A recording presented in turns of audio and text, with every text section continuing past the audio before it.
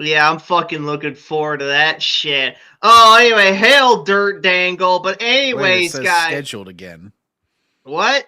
It says scheduled again on my stream Oh, what yard. the Yeah, it fuck? says You on should have mine as gone well. live. There it goes. It flashed was live real fucking quick. I think you live. might have accidentally clicked it twice. Fucking hell!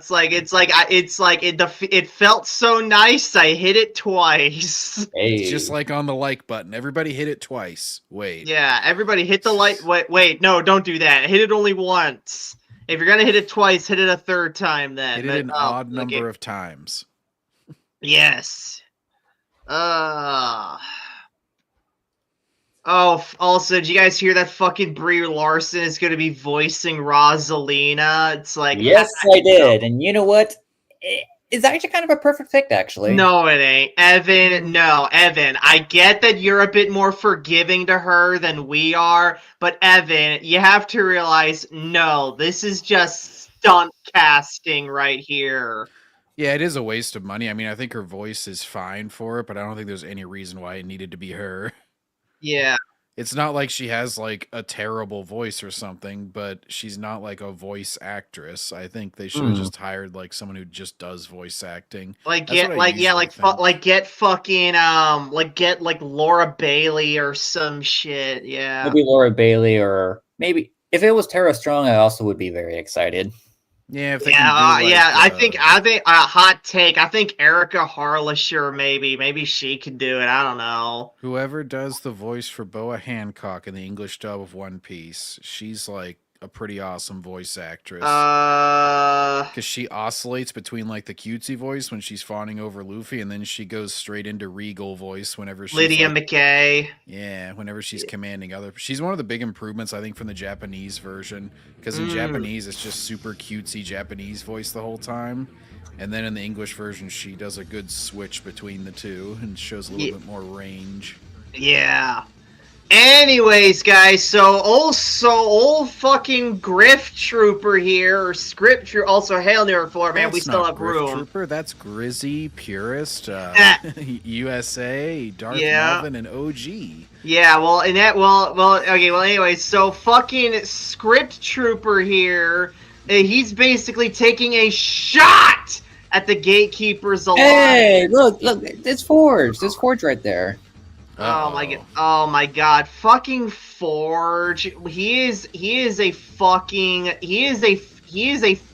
knight, fake GKA guy, complete fucking he's basically a fucking hoax on legs, basically. He is not he's basically fake is what he is. Also, hail New York, Florida, man. What the hell? Hell, John. Jesus, you look like skinhead. bro, you look like you look like you belong in prison. What the fuck? Maybe I do, maybe I don't. New York, Florida, man. Looks like one of those guys. They bring you out during Beyond Scared Straight, and you just yell at all the kids and telling them to get straight. It's like, here, hold my fun dick, hold my dick. Put it on New York, Florida. Yeah, you look like fucking Big Show from WWE. You know what I'm saying? Anyway. It's Big Show Jr. It's the mini show. It's a big show. Wow, that tea is so good. The secret ingredient is homophobia. I'll have two.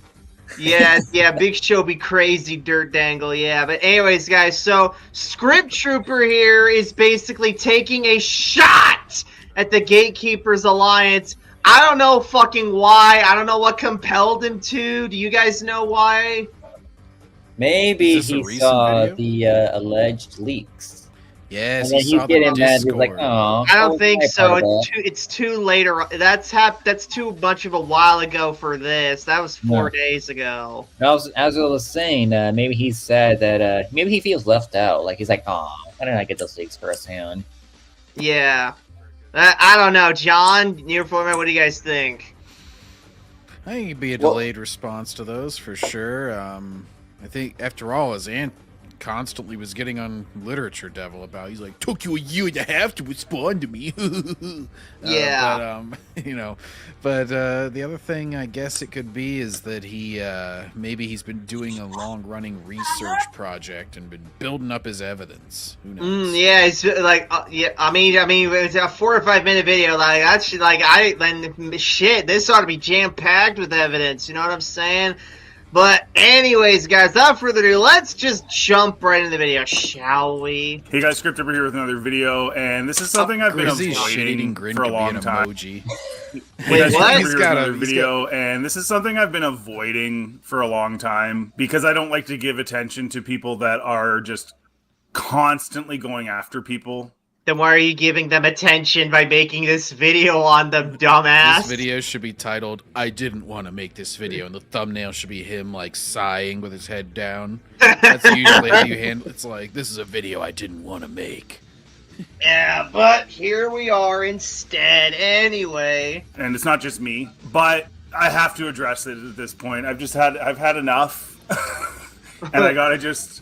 Oh my god, he's like fucking Alex, where he's like, save it, gatekeepers. You know what I'm saying? I've had enough! I'm tired with these motherfucking gatekeepers and in this motherfucking alliance. You know what I'm saying? Oh my god. If he's had enough, he's clearly been watching. You know? If you had enough, then, just put down the fork, bitch. Yeah, like, you can't encounter these people that much unless you want to. I mean, like, Grizzy's got the most subs, and he's got, like, 30K. It's not like they're these inescapable, like, Mr. Beast Asmongold or something. They're just like, I can't escape them. I've had enough. Yeah, also, John, hang on, since you brought it up, I gotta show the fucking people this clip I made of Jordan Peterson. Oh, no. Did you see it, John? I have not seen it. Oh, okay. So hang on real quick while I look for it. So for those who don't know, I've been experimenting with Sora AI recently, and I've made a lot of interesting fucking things here. So one of the first things, like, I think it was yesterday, we were like joking about like Jordan Peterson and Mr. Beast. And it was Asmongold because I was like, Asmongold has the dirtiest roach ranch of a room, and Jordan Peterson's whole thing is always about cleaning your room. So it would be a big meetup. Yeah, so I made this. Yeah, hang on. First of all, I also made this real quick. Speaking of ants, I swear, every time Anthony opens his mouth, it's like the room loses 10 IQ points. Guy struts in like he invented breathing. Can't Pompous stand it. douchebag sums him up just fine. Talks down to me like I ain't got ears. Here's to never inviting him here Cheers again. to that. Who's the devil there? That's supposed to be you, John. I put an Oni mask, and that's what they came up with. Yeah, with the Oni mask. Yeah. Anyways, I think you don't know who the guy is on the right. Yeah. Yeah, it's supposed to be solar. Anyway. What? Okay, no, I'm just kidding. Anyways, here's the actual thing, guys. Here we go. Clean your room! No. Why not? The roaches will have nowhere to go. The roaches will kill me in my sleep! Rip Bozo. I want to link that on Asmongold's Reddit stream. He would undoubtedly react to that. You absolutely should put that on there. It's a meant to be crossover. And he's got to be standing behind him like a WWE character, because that's what Asmongold's dad used to do. He would just like appear in his room, and he'd turn, and the whole chat would start yelling at him, and they'd be like, hey, "Sneak attack behind you!" And he'd be like, "Whoa." Oh, anyway. Jordan Peterson just standing there in his little suit. He's just like, "It's time for you to clean." Theme music starts playing. Yeah. If you have time to stream, you have time to clean. Yeah. Edwin says Griff Trooper is a soy man while breaking down this video like a teenager. He can't stand that purist or OG has more knowledge within the EU. He wishes he could discuss Star Wars like that. If he wants to discuss Star Wars with them, why the fuck does he just watch their videos and learn about it from them? Well, why would it matter that they know more about the non-canon stuff that nobody ever cared about, guys? Anyways, let's keep going here. Iron this out in terms of you guys and what you think I think. Oh, get it! He wants to iron stuff out, and here he is ironing stuff. Oh! Did you really have to AI that? I feel like you could have just Googled like Stormtrooper ironing or something. Or you could literally just put on a Stormtrooper cosplay and just iron his own clothes. Yeah. Look at this. The fucking arms coming out of the armpit like this. And also, I thought guys like Script Trooper and everyone else on the more far left side of Star Wars would hate AI. Yeah. There's the fucking Stormtrooper of Boob Armor? What the fuck is this? It's a fem trooper. Yeah, it's a fem trooper. Of little course. flat one, but you know, yeah, Sydney Sweeney trooper. But also, I thought you were also Script Trooper. I thought your fucking icon had a fucking monocle. Why the fuck don't you have a monocle here? Is this serious? 43 likes and how many comments? 360. Oh. Hey, oh, fuck, you got almost a 4x on your comments compared to likes. God. Everybody hated that. It's like Telltale Games. Everybody hated that. No, that's Fallout, John. That's a Fallout game. Anyway. Oh, that's right. Telltale is like such and such. Will remember that. Instead of making them likes and subs, they all commented. Yeah.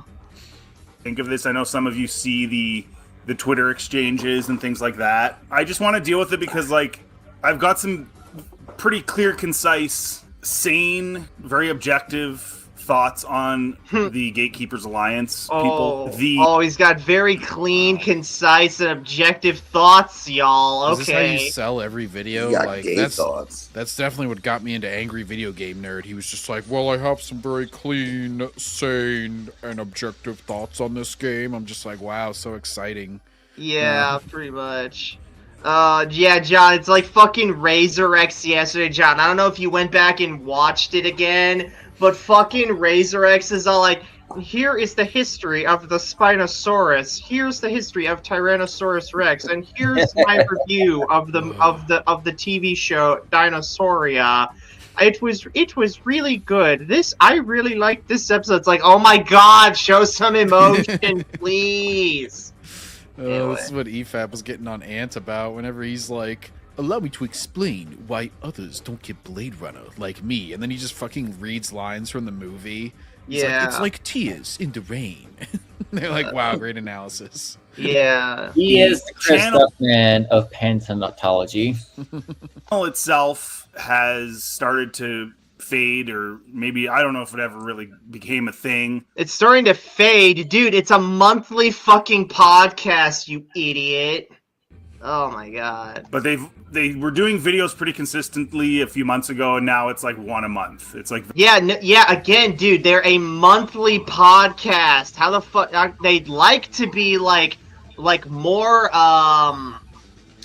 what's the more word? They want to be they want to be more frequent, but right now as it is, given all of their own financial situations and schedules, they have to make it a monthly stream. They're not like us where we have like no lives and we're able to do this daily. Yeah, well, I mean like relatively we have no lives, but anyway. Very rare that specific channel actually posts a video. Like the last one they put out was 3 weeks ago, and then there was one a month ago, and then there's 4 months ago, 5 months ago. All right, what does this have to do with the truth? I don't know. It's like, hey, they haven't uploaded frequently. It's like, okay, so what? They did 4 months, then they did 5 months, then they did 6 months. You got to count. For those who don't know, the origin of the Roman calendar is why we have months. It's based around... He just starts getting fucking off subject like Yeah, like fucking Chariot. Yeah, it's like, you know, the calendar was made only because of... and out of nowhere, just some other shit. Yeah. Have faded. And I want to explain why I think that is. Because, for example, before I tell you guys about this fascinating topic, I want to take a moment to talk about the Phantasmosaurus Rex. Yes! He doesn't do what at least 3 of the 5 do. He centers most of his attention on shills and does these funny shill videos. I've done a few of those too. I mean, Melvin does that too. I don't know why you're like singling Grizzy out here. Doesn't he know our shill of the week? Tim does his own version of that. Like, really, they don't like, and Alora, she criticizes them, but she doesn't make like dedicated streams or videos calling them out. So I mean, really, all of them do that. So I don't know what the hell he's on about. Grizzy's like the only one who dedicates like videos to it, like solely that. Well, Grizzy is also arguably more popular than the other people within the GKA. So he's gonna single out anyone for doing any of the shill-centric videos. It has to be Grizzy. Yeah, Grizzy's the face of the brand, yeah. It's not my thing to make that my thing, but I've done a few of them too, because it is funny.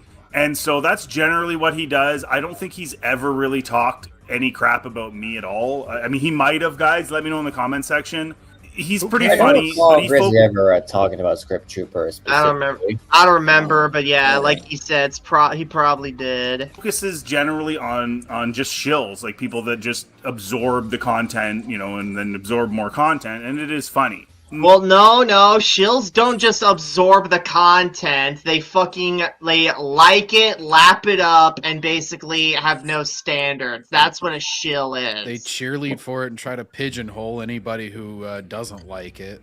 You're just all haters. Yeah, anyway. Melvin, I think, has made fun of me, but I'm not exactly sure. I think he called me a fat. I guarantee you he's going to say this for all of them, where he's like, I think he's made fun of me, but I'm not sure. But anyway. Script Trooper is a Disney shill. Yeah. He's triggered, and he is a Ray lover. Yeah. Oh, Emoji Man, he's Canadian? I didn't know that, but yeah, average can cuck, yeah. I love the feigned ignorance. They always try to do this. Even what's his face? Anton, it was the debate you were on, Backseater. He was like, oh, some like Darth Vader looking guy tried to make a video about me. He's like, I watched the 4-hour live stream. I was like, I've heard you mention Darth Melvin before. You know who he is. It's always a way to like dismiss the person that you're clapping back at. Like, oh, they're so irrelevant to me. Yeah. Anyway. Fence Rider or something at one time. But I don't really know a ton about his content other than the. You just used a very specific term that he likes to use, so I have a feeling that you know his content a little bit more than you're letting on. Yeah, I honestly haven't heard anyone else aside from these 5 say like Fence Rider, so like he has to know.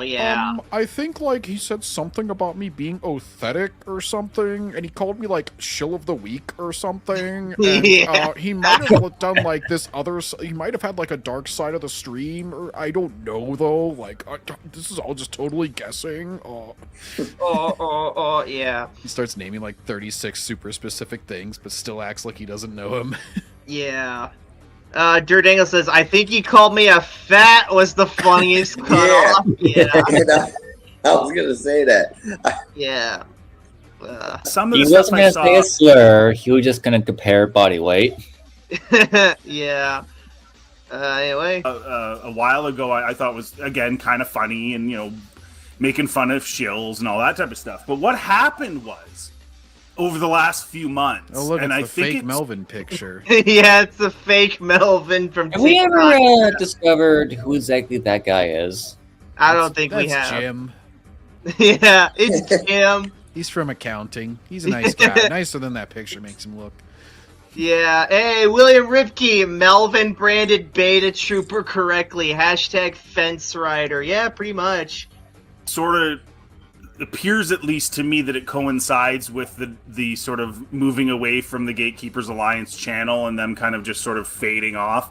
They went from, particularly the other 3, OG, Purist, and United Space Alliance, they went from United Space Alliance. It's bruh, you can see the name. It's currently covered up, but you can see the name. It's United Spacers Alliance. You dumb shit. What the fuck? being a part of the overall fandom of Star Wars with their criticisms, which is fine, and then took it to another level where they started to go after people that were essentially on their same side. And they went after them. Where is that? Where is that happening? You better show some receipts that they're going after like legit Star Wars fans now, bro. With this thing that, like, if you don't know a specific detail about the EU, right, expanded universe, or you get it wrong, right, you post something that might be incorrect, right, that you're now a fake fan. No, not really. I mean, you're. I've never once seen them go after someone for that. I usually see them go after someone based on something that they do, based on something they do say, like an opinion about, like, you know, some fucking Disney Star Wars thing. It's not like there's no quizzes. It's not like I go on Purist stream and he's like, John, you can't talk to me until you tell me how many ships Jaina destroyed at the Battle of blah blah blah. I'm just like, he's never once like quizzed me for knowledge. So like, this like the only way they'll go after you and call you a fake fan, like, I mean, fucking hell, like Grizzy and Melvin, like they are not as knowledgeable on the lore compared to the other three. So that fucking thing just debunks that. So like his claim that they go after people for not knowing this shit is just flat out incorrect. Eric debunks. So they went from going after shills, who again just absorb everything Disney does, and many of them just want to get their Disney packages of merch to promote and all those, and you know, get access to the premieres. All those people that are desperate for that. They went from going after them, which is what I think Mr. Grizzy still does generally. I think generally Melvin still does that. Yeah, of course, bro. What else do you think they're doing? Fucking idiot. To attacking fellow fans that have a lot of the same views, but they just don't know all the details the way they think that they should. Yeah, dude, you already said that. Fucking show some evidence and prove it, asshole. Assuming that they're right about their details. And what that is, psychologically, is narcissism. It's pure narcissism. Like, to say that somebody can't be a fan of something because they don't have all of the supposed vast knowledge about that particular thing that you do, that makes them fake, that is pure selfish, self-absorbed, narcissistic thought process. Notice how and it's gotten on so Melvin's bad. Chart that he brought up, there was nothing about being more knowledgeable there or having like some, amazing. It was all based on actions. I like some Disney Defender, toxicity. I don't know what show means, but you know, it's all based on like how much you're willing to shill. If you're willing to do it a little bit, then you're still in that fence riding zone. There's nothing about like you have to know this, you have to like, I know the books, I know the movies, blah blah blah blah. There's nothing about what he's talking about in there. Yeah, so that's fucking false. Yeah. Way about that particular thing that you do that makes them fake. That is pure selfish, self-absorbed, narcissistic thought process, and it's gotten so bad with them. And so particularly, this thing that I just made up is so bad. Yeah, it's so horrible. Yeah. And United Space Alliance have done some videos about me. Spacers, you idiot! It's Spacers Alliance. I don't want to advertise his channel, Backseater, so I'm gonna get it wrong. He did a really cringy, awful rap video about me, where he just swears a whole bunch of times. And then it was funny as fuck, bro. I doubt he was trying to make a serious like musical composition to make fun of you. Oh my god, yeah. It's like taking Ben Shapiro's rap seriously. Like, I'm pretty sure he was doing it as a joke too. Yeah. Yeah. And they also have like clipped me and like mixed up clips. There's another guy, I can't remember his name, but he's sort of affiliated with those guys too, and he just like he'll take like little tiny sound bites. How is he crying through the monocle? I don't know. Yeah. From a whole pile of my videos and make this like 3-minute thing of totally out of context stuff. and some of it's hilarious. Does anyone know who this guy is? I don't recognize this guy. Nope. Nah. Can't say that I do. No. Yes, because some of it, and there's gonna be one thing in particular he makes fun of me for, quote, and lumps me in with theory on this too. Literally, George Lucas himself said, and they make these claims that like George Lucas this and George Lucas that, and a lot of it has to do with the EU, right? And how the EU is canon, and that's all they say is if you don't agree with that, you're an idiot. Yes. And they have to be lying because the vast swath of... Oh my gosh, hang on. Edwin says, this is coming from a guy that wants to see how or why they want to bring back Ben Solo. He said on a video, show me how they're going to do it. That's all you need to know from him. Oh, God. Oh, what an idiot. Hey, movie enforcer, stop saying soy boy, just call them girly boys. I mean, soy boy just rhymes better. Huh? It rolls off the tongue a lot soy more. boy, it has that, it rolls off the tongue. And plus, there's so many soy-based products that you can use as examples to draw as conclusions to why they're soy boys. It's just so much more fun. That was one of my favorite things from last year. Whenever Tim Walz even brought up, he's like, "We've increased our soy production in Minnesota." I'm like, "Oh my gosh, he's an actual soy boy." Oh my gosh. Anyway, George Lucas and George Lucas affiliated people saying, I like what how they have to Disney say knows about that they're the the Empire. They have stormtroopers lining their fucking parades instead of like rebels or something. yeah. I mean, Jesus H. Christ, like, get some Jedi in there. This is awkward. He's like, George, come, we must demonstrate unity in the brand. Yeah. EU is so extensive that there's no way they wouldn't know that. I don't like this guy. So- He's a big bully. He made fun of my dialogue back in 1976. Yeah. Your dialogue's They're fucking just- retarded. I'm not saying that. You can type this shit, but you can't say it. Yeah. They're, again, in a narcissistic way, Why they're don't saying... you go try to land a plane, you big bully?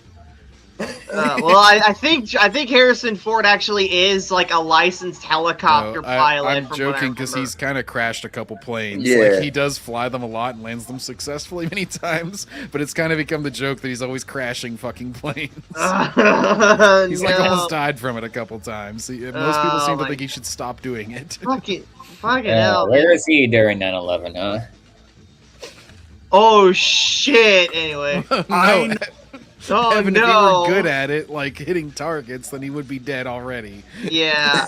Edwin says fucking authentic. Yes, Edwin, fucking authentic. Anyway. know everything about the EU, so therefore EU is canon, even though there's this huge array of information saying that clearly it is not. Okay? There was a time when I was kind of wavering. Well, then again, we also have a huge bevy of information that says it was canon, though. Okay, like how literally in the comments section of this video, hey, look, here's Mike Cassius. Ooh. It was all canon. Everything published was canon. Matt Stover on Pete Fletzer's ATG podcast. Next came the Fletzer nod of shame in response. Yeah, pretty much, yeah. Oh, here's Madam. I know this guy. The EU was 100% canon before April 2014. You're legit just taking all these quotes out of context. Yeah, Ooh, it's how did he great. He's respond to doing. those? Oh, I saw yeah. you responded to each one of those. According to George Lucas, it was back in 1999. Okay. What? What about the quote one? Wonder how he responds. Go on. Oh, what? There's nothing more to go on. You took them out of context. Yeah. Here's Mike again. That right there proves you should never be taken seriously spreading the fake Melvin image. Ooh. Is that fake? Who is that guy? It's like, who cares? It's You fake. should have researched that before you posted in a video. Trencher, your transformation into shilling keeps progressing. Ooh. Now you start to move goalposts and pretending you don't understand their argument for liking the EU or the EU books. What are you talking about? What are you talking about? They talk about how the Dark Empire story is better than the sequels. Then you accuse them of thinking they're better than others, which they've never said. They hate the sequels. They don't like Rey. That's all. They make fun of shills in Disney Star Wars.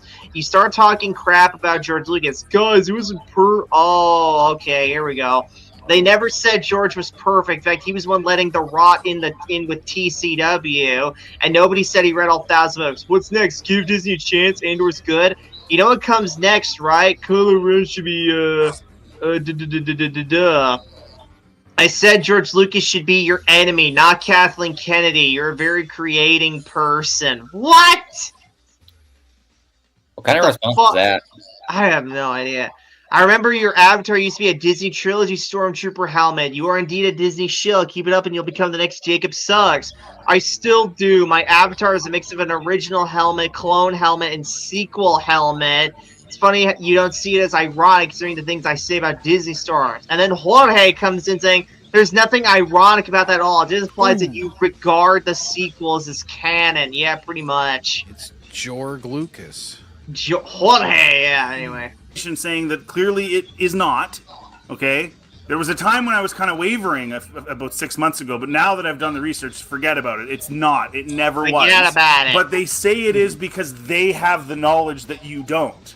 So they can make the claim that you're a fake fan and they're better than you. Well, they can give you the knowledge, and even after they give you the knowledge, they'll still be right. It's not a matter of like knowing how much knowledge you have or don't have. It's just like whether you're right or wrong. Simple as that. He's just gonna argue a straw man the whole damn video, isn't he? He's made up this whole thing in his head about how, like, oh, they think if you don't have enough knowledge that you're a fake fan. It's like they literally never call anybody a fake fan on that, dude, no matter how many times you say it.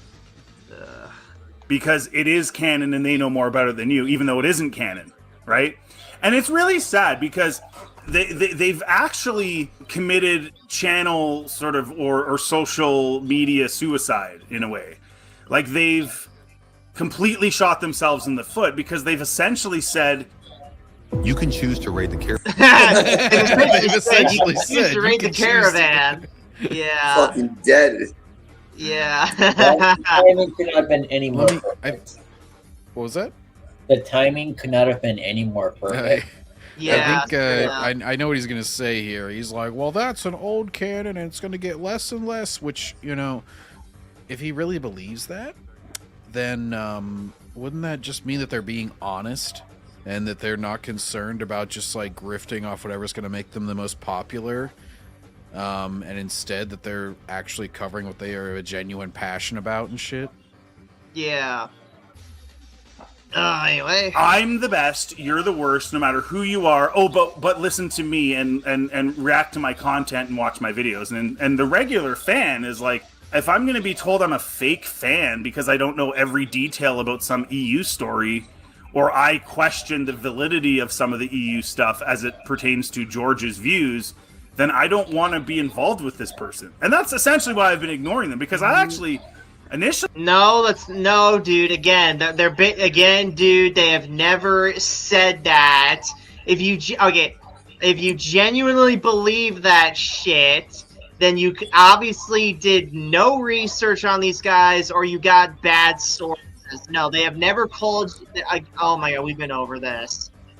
Oh my god. Also, someone's echoing. Like I can hear all of us coming from either Evan or New York, Florida man. Probably New York, Florida. Yeah, New York, Florida man. I think you're echoing. Oh. Anyways.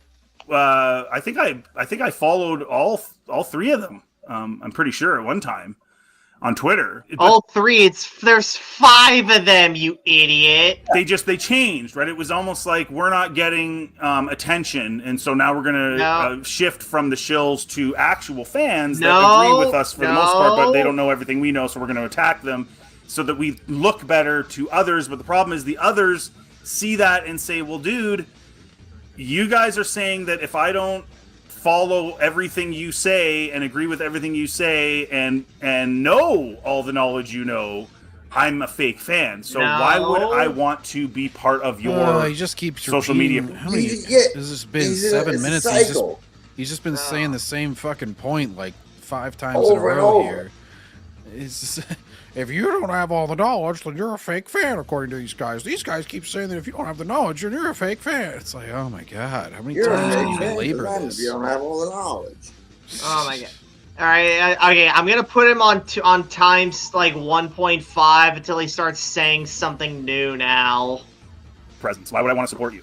They don't understand that they're actually killing their own. Hang on, what is this? Remember Gilroy Goobers and/or Zizzy Star Wars executive producer Kathleen Kennedy, the one you were all celebrating about retiring? Should she remain on at Circus Film after you all tout how mature and OT feeling Andor is? Be consistent or just admit you want more Kathleen. Then here, guys, Zoop. This is essentially saying Phantom Menace sucks, but you want more George Lucas. Be consistent, blah, blah.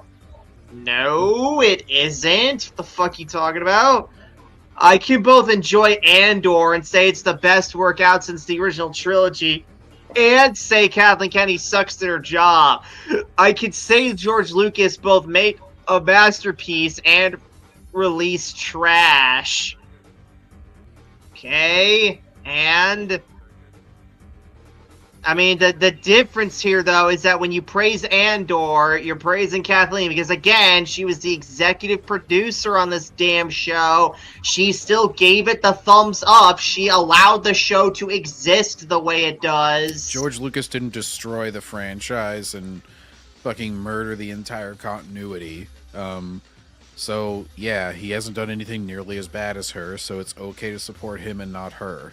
Yeah. And he also created it, so he gets like a pass on a hell of a lot more versus her who created nothing and just latched onto it like a little leech.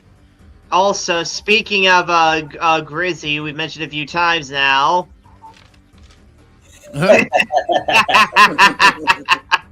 yeah, Grizzy really is the face of the GKA now.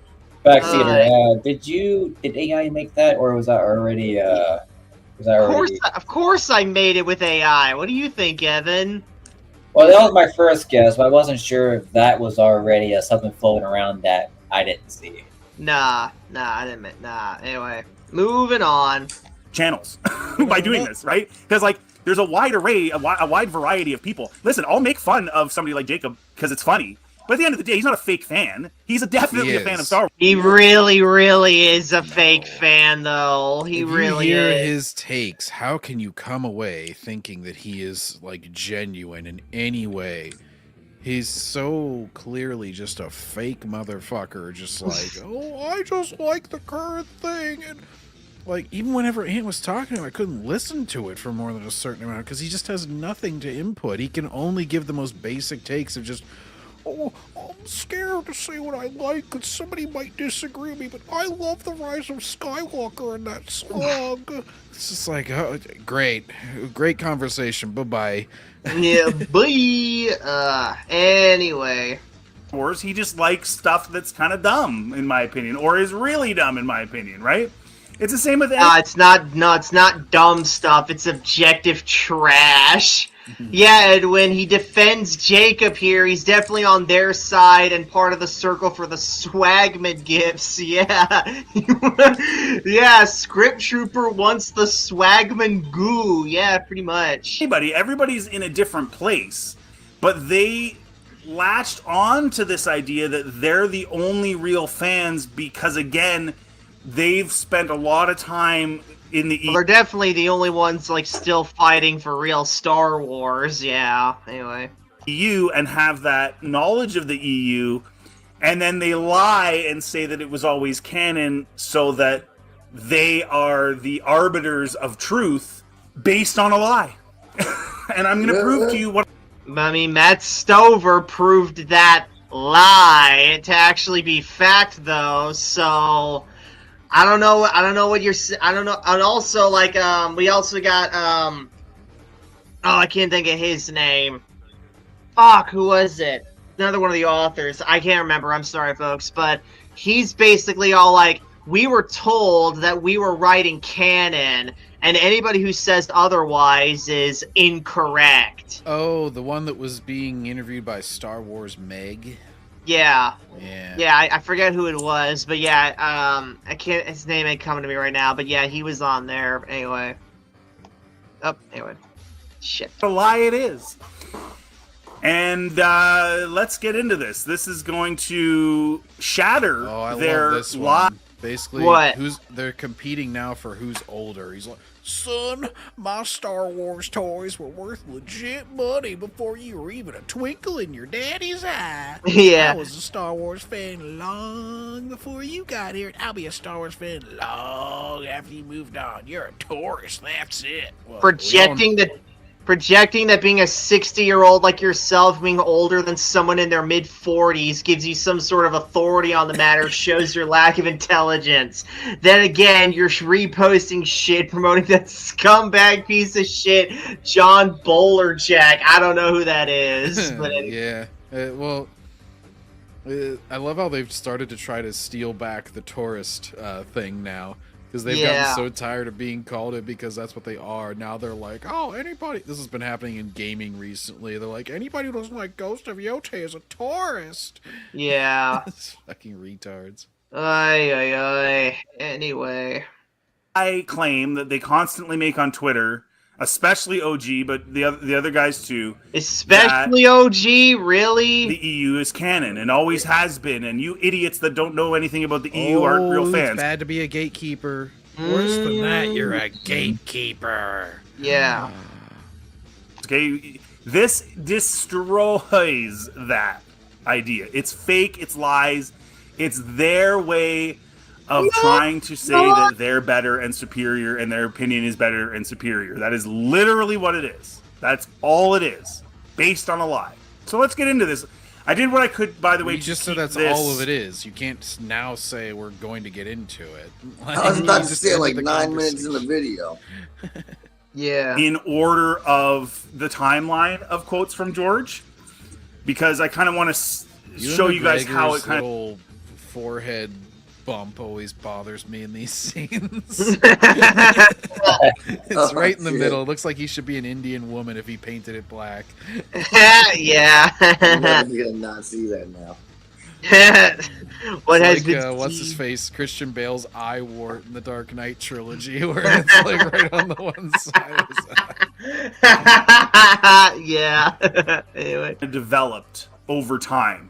So when I was doing this research, these quotes were not in order, so I had to go back, get the exact place that the quote was made, because a lot of people just kind of threw it on forums and different things. And they didn't really give the best backup information for it, and I wanted to make sure we had that and have it in order so you can see how George was thinking the entire time, how his thoughts maybe progressed and or changed or not, right? Or stayed the same, so that we can get a very, very vivid, objective, factual place in this.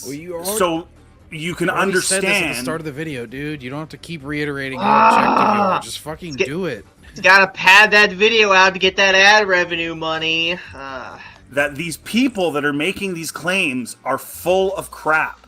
And this is not about Disney being good, EU bad, EU good, Disney bad. This is just simply saying whatever your perspective is on. Like an Instagram ad. You ever get those where they it's like a video ad and they'll keep teasing. They'll be like, this is the one solution to your gut health. And whenever I saw this trick, it solved my gut problems in like blah, blah, blah weeks. Oh, just wait until I tell you the secret. Now here's all these things that don't work. So stay tuned to listen to this new secret. And it's like they never get to the fucking point. You're just like, oh my god. Yeah, I sat through one of those one day where it's like this guy's like, I discovered the secret to life and the government is trying to keep it out from spreading. So just wait for this video to end and I'll tell you the secret. It's like he never got to it at all. There was this one video. It was just like, it was all about, what's it called? Lucid dreaming. They're like, here's all the things you can do if you lucid dream. Blah, blah, blah, blah, blah. This is what happens when you normally dream. And they go through this whole fucking thesis. I'm just like, And then at the end, they're just like, so hopefully you can do it sometime. Like, you were supposed to tell me how to do it. That was the whole tease. You just spent like a gajillion minutes talking about all this other random shit that has nothing to do with it. I feel like I just watched an Anthony Gramuglia video. The thumbnail probably says, learn how to lucid dream. Yeah, that's pretty much it. I think it was like some Reddit conversation, and then this guy, and then I was like, well, how would you actually train yourself to do that, though? And he goes, oh, I'm glad you asked, and he fucking linked the video. He's probably the one that made the video, and he just wanted people to watch it. Yeah. On the EU, Disney, Star Wars, whatever, it doesn't matter. This is just about how George Lucas viewed it, how the people around him viewed it, and whether or not this gatekeeper the people around him viewed it as canon. Alliance nonsense that the EU was canon is real. Right? And so that's why this is laid out the way I laid it out. But again, they decided to go after people that I don't know when the Jedi Apprentice books came out, but however old I was whenever the first one of those came out, I thought it was all canon. I wasn't like, oh, geez, which continuity is this in, Mom? I was like, yeah. It was just like, it was Star Wars. That's all it ever was. It was all the same. Right, yeah. Actually on their same side because I think they just did it because they weren't seeing any growth and they just saw it as a way to get attention. And so again, I didn't give them any attention for the most part. I mostly ignored them. And now, after a rap video, and then Buddy made another really dumb video about me. I haven't even watched it yet. I think he's trying to say based on the thumbnail that I think Ben Solo and Disney is awesome or something. That's what it looks like. But like, what are you getting this? Like, you guys know if you've been following my channel for any length of time, this is ridiculous. You got triggered. I'll get to the coaches next. So this. Yeah, fuck you, dude. Again, dude. If none of this really mattered to you, you wouldn't talk about these guys. But the fact you are proves that you really do. He just gave away how triggered he was. He was like, "But after the rap video and after what they've said about me, now I'm gonna respond." Yeah, straight up. Where did this track at? There's two reasons they went after me. One was that I didn't think the EU was canon. I don't think George Lucas is absolutely perfect. Which, by the way, when you see his quotes about the expanded universe, the fact that they use George as like a thing, and then also say the expanded universe is canon, is so hilarious. Because it's like, what are you talking about? You're against George Lucas Star Wars. Guess what? The EU isn't George Lucas Star Wars. Like, it's so funny to me how twisted and weird their minds work. So there's that aspect. It was all approved by him. They couldn't publish an EU book if they didn't send the outline to him, though. Yeah, considering he had input and rules for them, I think he considered it George Lucas Star Wars, because otherwise he wouldn't give a shit what they made. Yeah, straight up. So this guy, he enjoys the Disney Star Wars. I guess. Not according to him, but then all of a sudden he's got a trash on all this other shit. Yeah. Oh. Also, hail Lore Master Chris. What's with Griff Trooper's Kamala Harris laugh? It's like because he's basically being all like, I'm not triggered, but I totally am triggered. He's doing the Greg Alba / Ant method of just laugh your way through the pain. Anytime that you can't make an actual point, you just say other people's points and then go. Yeah. Lawrence Chris says, what's the point of doing anything outside of the movies if it doesn't count? They'll always say money. That's what they'll always say that. Of it. And then the other thing that really set them off too was that I gave Skeleton Crew a chance. These are the same people that went after a Critical Drinker. Like they're just idiots. I initially tried to get into Skeleton Crew, and the first few episodes I gave it like a 4 out of 10 or something, like a satisfactory, low satisfaction grade. Hold on. I wouldn't call a 4 out of 10 satisfactory. Yeah, that's below average. I would say it's unsatisfying. Yeah. Yeah, I would say you can't get no satisfaction. 4 to 6 is like in the mediocre range, but like a 4 is like a below average. It was like a 40% on the scale. Well, I don't look at grades as like grade school grades, but because like I know some people do that where it's like 7 is an average or something. Grant Lawrence just say something's either good or shit. Yeah, Lawrence Chris says if it's just money, why not just stick with the merch? Well, then Lawrence Chris, then they'll loop back around to all the stuff, and then they say, oh yeah, the books, comics, and games, that's merch too. So basically, you know, yeah. They just can't accept that, like these stories were canon. Oh, you're a shill. You think you're a fence rider. Look at this fence rider. Hang on. Also, Lomers Chris says the bare minimum for satisfaction is a 7 out of 10. Yeah, pretty much. Writing shill. It's like, you guys are nuts. Like, you guys are nuts. And you guys know me. Everything I do is analytical. So, like, I take this story. Yeah, everything's analytical, except you're analyzing them completely poorly, and completely wrong. Yeah, it's very analytical to make up your main criticism thus far, which is that they quiz you on EU knowledge to determine your fandom, and then also to just say it's nuts, ha ha ha ha ha. Analytics is nuts. Yeah. That's very analytical. I can see your analysis when you just call them crazy and laugh. Take the scenes, I analyze them. I'm yeah, analyze this, bitch. Edwin says, why do these people just simply say, I reject this Star Wars and I have no interest in any of their continuity and bootleg lore? It's that simple. It's that easy.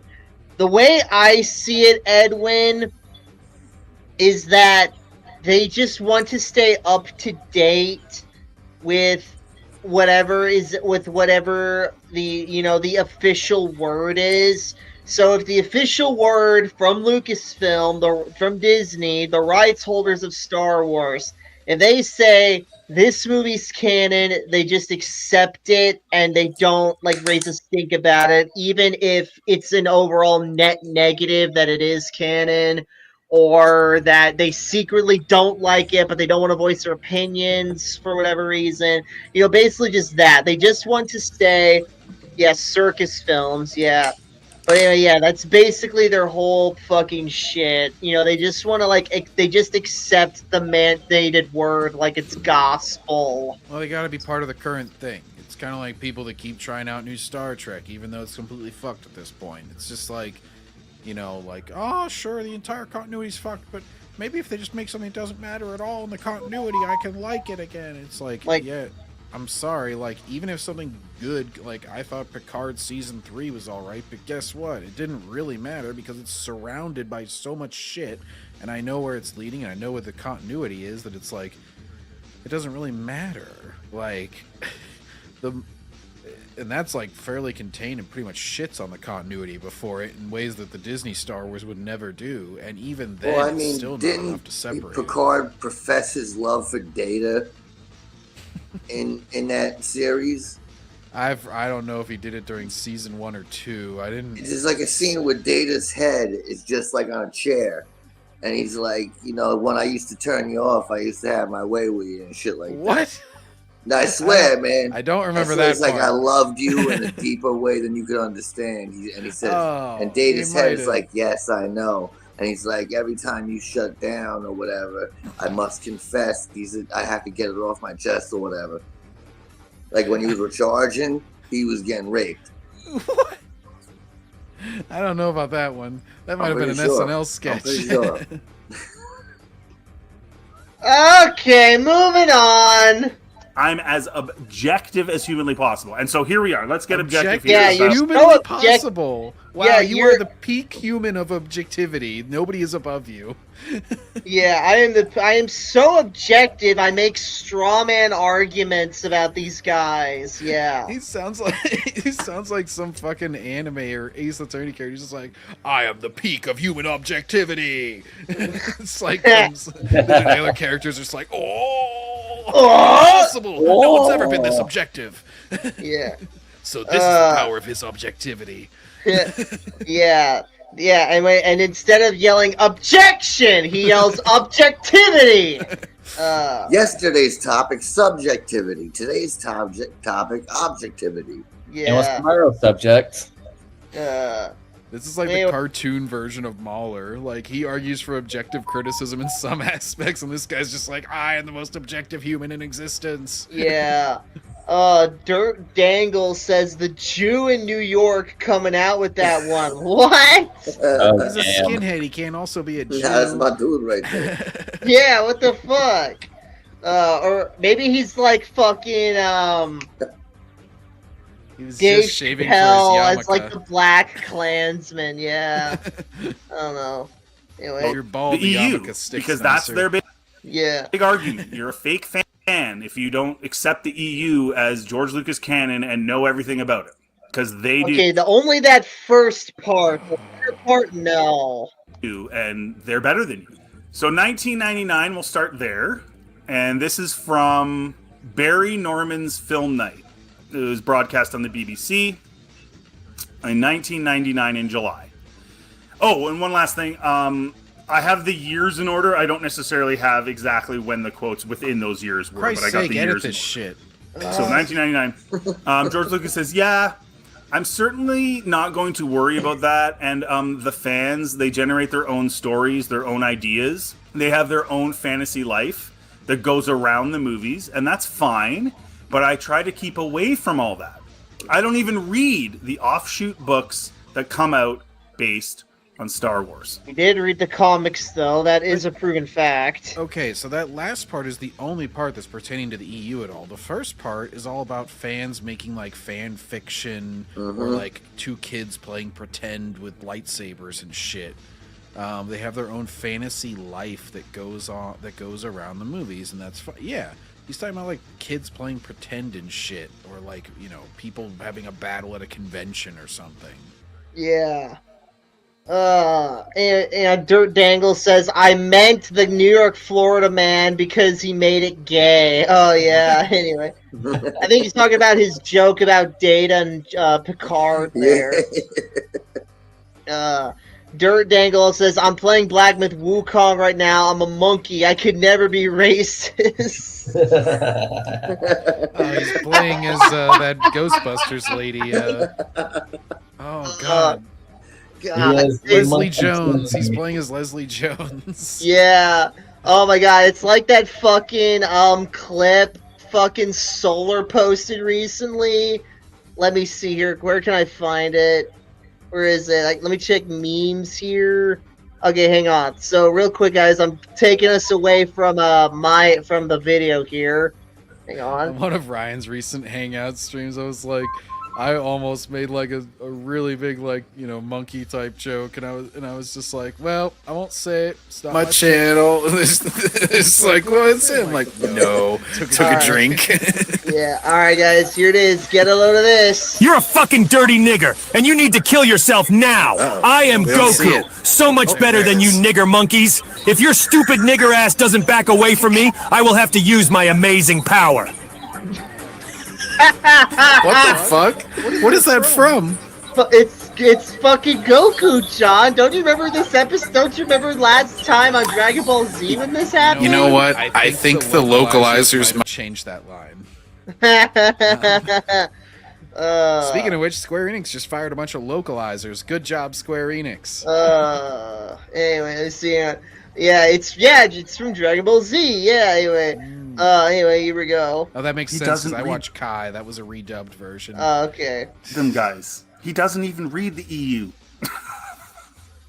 God, anybody ever expected him to read the whole book? Like, yeah. Obviously, yeah, it's Goku's West Virginia rant. Anyway. Okay, that's just one. Okay, there's so many here, guys. This is going to absolutely obliterate that one didn't really this prove entire. Anything, so yeah, sorry, bro. Get better fucking quotes. Argument, and it needs to happen because it's just nonsense. It's a narcissistical nonsense. That didn't support that at all. So I hope you really bring some better ammunition, because you're acting like that's already a W. He's like, haha, he didn't read it. Yeah, it's like, haha, that was my smoking gun, or whatever the hell. Anyway. It's like, Yugi, you can't possibly defeat me once I activate my George Lucas didn't read all the books card. Yeah. Think again, Kaiba, for now I activate Matt Stover quote! Ah! Yeah. Anyway. It's a whole load of crap. So TV Guide in 2001 says, novelists have written Star Wars sequels using the same characters and extending their stories. And then George says, oh, sure. they're done outside my little universe. Yeah, outside his movie universe. Yes. Yeah, here we go. He's going to use this quote like, "Oh, George Lucas says like universe a lot. That must mean that the books take place in a parallel universe and aren't canon to his movies." He's talking about like his personal universe. His own little corner of it. Yeah. Yes. Oh my god. I'm pretty sure he would say every book ever like takes place outside of his, even the official novelizations of movies that he's made are technically like outside of his universe. Yeah. Yeah, and the reason, and for those who are like, well, why doesn't he just say that? It's like, well, George is a bit of a fuddy-duddy like that, so, you know, you kind of gotta, like, you gotta cut him some slack here, yeah. I mean, I've heard people use this phrasing just for their lives. They're like, you know, oh, all that internet craziness, that's outside of my little universe. Like, I'm just here with my dogs or something. You know, it's like people use this sort of phrasing fairly often. Yeah. How can you interpret that any other way? We just did. He acts like these quotes, like he twists himself in pretzels to like take them the exact way where it proves everything that he says right, and then he's like, "You can't possibly take it any other way. It's the only way." Anyway. 2001 TV Guide interview. They're outside my little universe. So even if the first quote you want to argue that, oh, that wasn't the EU, that was other fan stuff. Okay, well, this one's definitely the EU. They're literally saying, yet novelists have just written. Just because EU, one of those words that's abbreviated is universe, and George uses the word universe, doesn't mean that they're using it in the same way. Yeah. Like, he's not talking about a canonical universe. Yeah, they're taking the word universe here way too literally is the problem, yeah. Anyway. Star Wars sequels. They're saying that. And he says they're done outside my universe. Like, what planet are you on? Like, he's saying it to your face. But because you have knowledge of it and you're a narcissist, you want to pretend that it's canon. So that you can feel like you're better than everybody else. And constantly I just heard that quote for the first time, and I took it the exact opposite way of you, buddy. Yeah. Eat people. That's all. By the way, that's all these people do. Short as fuck. Holy shit. Yeah. How tall is he? I don't know that. He's just super tall. I don't know. Lucas. It's like when Conan stands next to people, and you always think they're short, but then he's actually like 6'5" or something. Oh, jeez, George Lucas is 5'6". Damn, he's like Tom Cruise height. Oh, George Lucas is a manlet. Anyway. I was little, so then I said, you know what? Someday I'm gonna make some chick dress up in a metal bikini.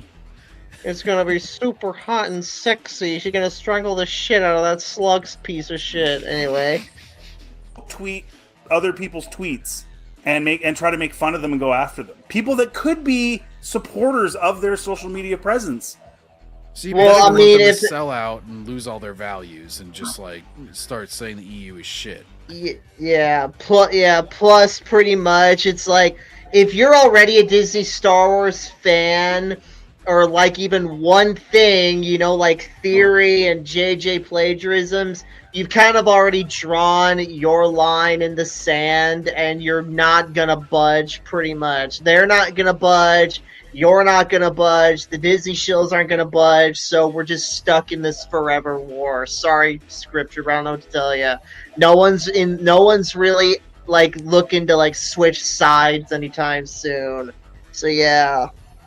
Anyway, agree with them on Disney and a lot of stuff, but they're so desperate for attention in their narcissistic ways. If they were desperate for attention, wouldn't they do the thing that gets them more fans and attention that you're describing? If you really think that would be the better move, they would just fucking sell out and do whatever got them the crowd. Yeah, if they were really that desperate for attention, why the hell aren't they doing the fucking show more? Like, they only did like 4 episodes of this live stream of theirs. They only done 4. Why didn't they make 5 and start seeing like, hey, we gotta pump this out more. We gotta make more videos. Like, why didn't they do that? Because that's how you get the name out in the algorithm. Anyway. Peter, 2002. Do you supervise the development of all the off-movie stories? After all, Star Wars exists in books and in comics. You know, I try not to think about that. I have my own world in movies, and I follow that. Yes. Like, he doesn't care. And I think the whole thing that these guys are based yeah. They asked if he on oversaw all of them. Of course not. Like, he can give little tidbits here and there, and he mostly stays in his own little world in movies. Or he could have used the word universe here, and it still wouldn't have meant what you thought. Yeah. Comes from this one small section of George's interview when he was announcing that he was going to make Kathleen Kennedy his successor and sell to Disney. So listen to this one small segment, and this is what I think their entire argument about EU as canon is based on. I have story treatments of 7, 8, and 9 and a bunch of other movies, and obviously we have hundreds of books and comics and everything you could possibly imagine. So, you know, I sort of moved that treasure trove of stories and various things to Kathy, and you know, I have complete confidence that she's going to take them and make great movies. Oh, so we're going to say that the whole thing is based on that when there's... Wait, also, what he just played is longer than all the snippets that he's used to disprove it combined. He's played about 3 sentences that he thinks just completely negate the entire EU, according to George. And yet George just said like a whole fucking paragraph in support of it. So he's saying, this one small snippet, it's bigger than any of the shit that you've showed the other way, you idiot. Yeah. Edwin says him using the narcissist term is overrated and overused. His entire point is meaningless and nothing burger related content. Yeah, pretty much.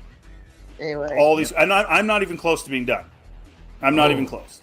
So that was 2002 from theforce.net.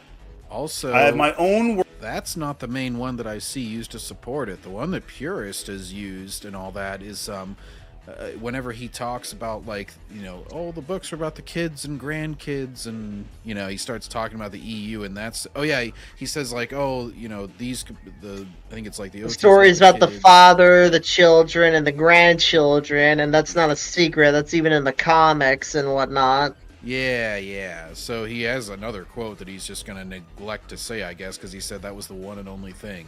Well, I mean, that was like way later on, so maybe he'll get to it. I don't know. Anyway. World in movies that I follow. In other words, he doesn't care about... So he doesn't read the EU. He doesn't pay attention to it. But it's the most important thing in Star Wars. Like, I'm not arguing that it wouldn't have been better to... Yeah, no, dude, the movies are obviously the most important thing. They form the freaking bedrock of the damn thing. Without the movies, the EU wouldn't exist. So like, I would say A New Hope is the most important thing in Star Wars, because it's literally what fucking started Star Wars and made it popular. Yeah. Do the EU than Disney, but you guys, you're full of crap because you're full of yourself. Way to go, you've read all the EU books. George didn't have time. Woo! Okay. Here's another one, 2002 from Cinescape. There are 2 worlds here. There's my world, which is the movies. That's the one. And there's this other world that has been created, which I say is a parallel universe. The licensing world of the books, games, and comic books. It's a parallel universe. In other words, it runs beside, not in conjunction. Beside. It has some of the same characters, some of the same stuff, the same universe, but it's parallel. It's not part of the movies. He's making that very clear. And you guys just lie. You lie to everybody. You seem to mention that in passing. If he was, like, emphatic about it. Yeah. Anyway. The only time but the movies suck argument works is with the Resident Evil franchise, excluding the animated films. Yeah, pretty much. John, as a Resident Evil fan, your thoughts on that? Well, no, the movies are known to just be clown shows. I mean, from the very first one, they deviate wildly from it. And I own them as, hang on. Sorry, I'm mirrored. As that box set will show. That's Alice, the Resident Evil made-up OC character that was made for the movies, because they are just complete goofballs. Because she's Paul W.S. Anderson's wife. Yeah, that's why he has her naked in every movie. He's like James Gunn, but less extreme. Instead of having his wife have sex with everybody, he's just like, I want everybody to see my wife naked. Yeah. At least he has the respect to not have all the actors touch her while she's naked or something. Yeah. What else was there? Also, Hail Solar. But yeah, John, you seen any of the animated ones? I actually have not seen the animated ones. I should check those out. From what I hear, they actually are in continuity with the games. So, and I haven't gotten to all the games yet. Like, I've played 4, 5, 6, 7, 8, and then now I've played 1 remake, Code Veronica. Yeah. And I played parts of 3 back in the day. Anyway. Twitter constantly. I don't know why you guys do this. Why are you doing this for? Just because you want to feel like you're bigger and better than you are because you read a bunch of books? Like, really? Are you serious? Is this whole thing just going to be this fucking strong? This is getting so tiresome. He's just like, you're a narcissist. You think everybody needs to read everything. This quote, ha ha ha ha ha, you're a narcissist. Ha, ha, ha, ha, ha. It's just like the same fucking point over and over. And then he does like one little snippet and he acts like he's made an entire essay response and is now infallible. It's like every fucking quote he has to reiterate it. Here we go. Can you quote any good stories other than the movies? This is from 2002. Can you quote any good stories other than the movies? Them? No, I don't think so. And he laughs. That's how much he cared about your EU. I don't think so. Laughs. I fucking didn't. You guys. What, he's supposed to remember quotes now from them? Like, nobody ever... If he's going to show any more fucking examples to just show that, like, George wasn't a mega fan that read and memorized everything, like, that's one thing. That's fine. I didn't ever expect that. I've never heard any of the Gatekeepers espouse that, like, George was, like, memorizing books and some shit. Like, he's fighting a ghost here. He's like, aha, see? Lucas didn't know your story front and back. Ha! Gotcha! So he didn't care at all about it.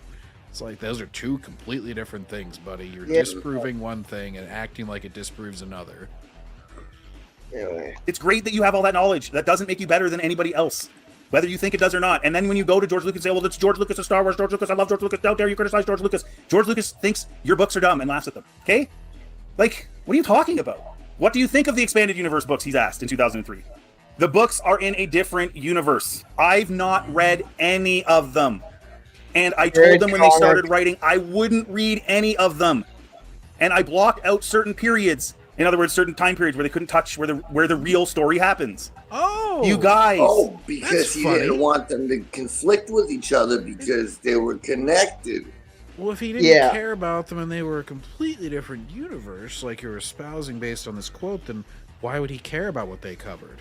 Yeah, you just say none of that matters. So it's a bit of a contradictory quote by Lucas here, to be honest, because he shouldn't care at all. He could just say, well, that's a separate universe, if like they'd made a bunch of prequel books before the prequels or something. Yeah. But he clearly cared. Yeah, it's also like, there's also like a lot of authors who wanted to like do like stories about the Skywalker family, like the ones before, like not just about Anakin, but also like Anakin's father, his grandfather, etc., etc. But Lucas turned them down, said, no. I don't want the Skywalkers turning into like, I don't know, like the Parsons. Yeah, he basically didn't want them to become like super important. He just wanted the Skywalkers to be just like any other normal family who fate just randomly decided would be important, basically. You mean like Rey? Yeah. Anyway. You mean like Broom Boy? Yeah, apparently. Anyway. But done right, at least. Anyway. No, why are you lying? They're in a different universe. I have not read any of them. And Buddy made some video about me saying, and with Star Wars Theory, saying that I don't have time, because I don't have time to read them. I have way too much going on. And he was using that as like see, he's a fake fan. He's a fence-riding loser. Because he said he doesn't have time to read the EU. Neither does your god, George Lucas. He never read any of them. And I didn't even read one. You guys are so laughing stupid. through This- tears. Oh! If I laugh, it makes it seem like my sentences are more true. Yeah, he debunked his own claim. Yeah. So insane that you went down this road because you're a narcissist and you knew full well this was the case, and you still went down that road because you really thought people were saying that it's comical and you're a fake fan because you don't have time to read the EU and yet you keep up with all the Disney shit. Yeah. Like, take that time that you would have with the Disney shit and move it over to just doing the EU. Like, nobody's giving me shit because I'm slow as fuck reading these books. Yeah. But, you know, it's like, hey, there was Halloween season and shit, and nobody goes like, oh, you don't have the time. It's like, yeah, everybody respects that. It's just whether what you are choosing to consume does affect it then, though. Yeah. Oh, John, since you just brought that up, hang on. I gotta get up the part. So, for those who don't know, I recently, before I was gonna have the debate with SK, I appeared on Kino's stream because Kino was looking to moderate it, but SK didn't want to be on there because SK is a little bitch who's afraid of Kino. So, I still need to fucking, watch the debate Kino had with Ant or whatever. I tried to listen to that, and Ant was harping about how evil colonialism was for like an hour because they were discussing discussing Heart of Darkness and this retarded guy's essay response to it and how it was misrepresenting the Congo. Oh, yeah. And Ant just fucking kept and then every time that they started to try to actually discuss something new, he would just come back with, oh, well, you know, we're all white guys here. I don't know if we should really... I don't want to get into any dangerous territory here. He's just fucking pussy out of ever talking about anything because he was just afraid of sounding racist. It was so painful, and they just went in circles for a fucking hour. I was just like, all right, I'm done. Like, you guys, you need to get to some sort of subject here. Yeah.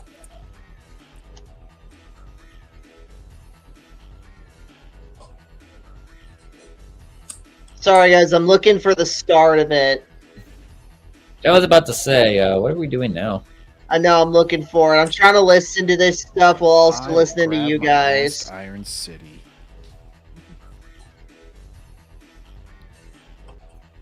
Okay, here we go. Okay, so I think this is a good enough place to actually look at it. Here, hang on.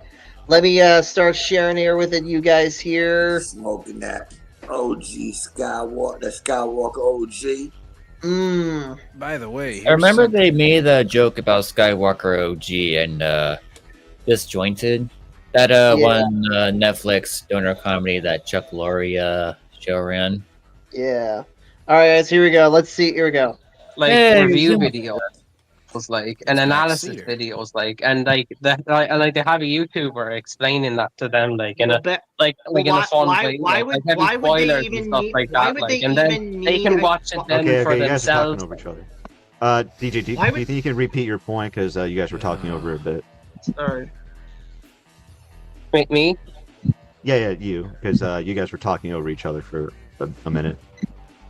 Yeah. No. I was saying, they can look it up, online on the internet. They can look at analysis videos, heavy spoilers, and other YouTube channels that can explain Okay, so just for context, for those who don't know, DJ, the furry fucker with the Doctor Who icon right there, he's basically making the point that you don't need to read the books for yourself. You can just watch some YouTuber recap them for you, and that's good enough as opposed to actually reading the books yourself, right? This was a painful part to listen to. It's just Tell it as it is, John. Just wiki warrior it, you know. Just as long as you can consume all the media and say that you're caught up as soon as possible without doing anything, it's like, you know what? If it's such a fucking chore, then maybe this series isn't for you. Yeah. Certain reference to that piece of Star Wars media, and then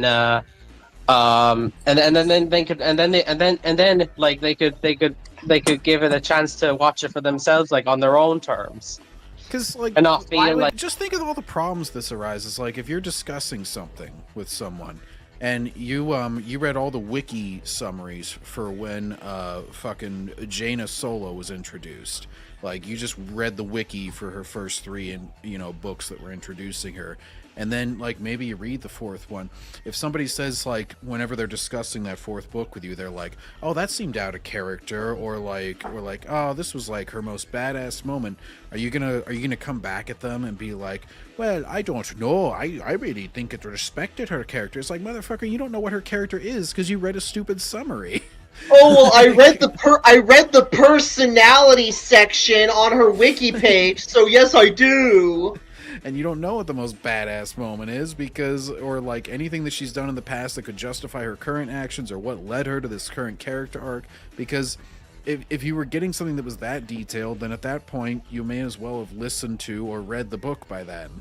Yeah. You know, it's like to really get detail, you're not experiencing the whole story. It just is like an insult to the entire concept of writing, pacing, storytelling, and fucking general to just say that it's just as good to just like read summaries. It's like you're just like spitting in the face of every author.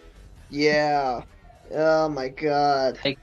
And I feel like they have to dedicate like themselves unnecessarily. And imagine like going up to like John Carpenter's at a convention, Evan's buddy, and you know, he's meeting Halloween fans, and they're all like, oh, whenever I saw the movie, you know, this scene is great, and then some fucker comes in who watched some YouTube review of it, has never watched the movie, and he's just like, oh yeah, I'm just like you got, hey John, I really like that one scene because this guy I was listening, because a nostalgia critic said it was a great scene. He would just be like, you should probably watch the actual movie. I feel like that would just be his immediate response. Say that, Evan. I wish that you would talk to me about a movie you've actually watched. Like, yeah.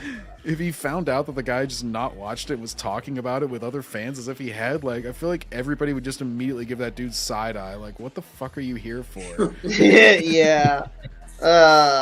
Fucking. Why would they even need to like do that when they could just go back and read it for themselves? Okay, look, me and John, we basically like already talked with you about this, where it's like they're basically cheating themselves out of actually experiencing the story for themselves. It's like they basically so you're basically saying that people should just cheat their way up to the present instead of working their way through the series and actually like. Oh, what's in your eyes a true Star Wars fan? What?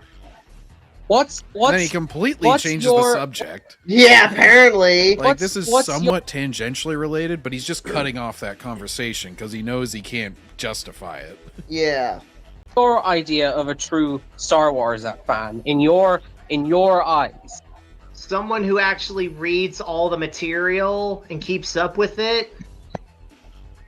Yeah, but they're made aware of it, but that doesn't mean like they have to dedicate. What? What are you saying here? Oh, okay. I think he's making fun of how many times he's saying like. yeah, he says like a fuck ton, yeah. But like, I like potatoes. So he does this, and I noticed in Ants Debate with fucking Kino, the part that I listened to, he just constantly will like say a very specific phrase, repeat it constantly, and then do a laugh afterwards. And that's his way of just deflecting and actually having to deal with any conversation. Yeah. Like, he just kept reiterating, like, colonialism is bad. I don't want anybody to get confused and think we're ever espousing for colonialism, though. Because, you know, we're all white guys here, okay?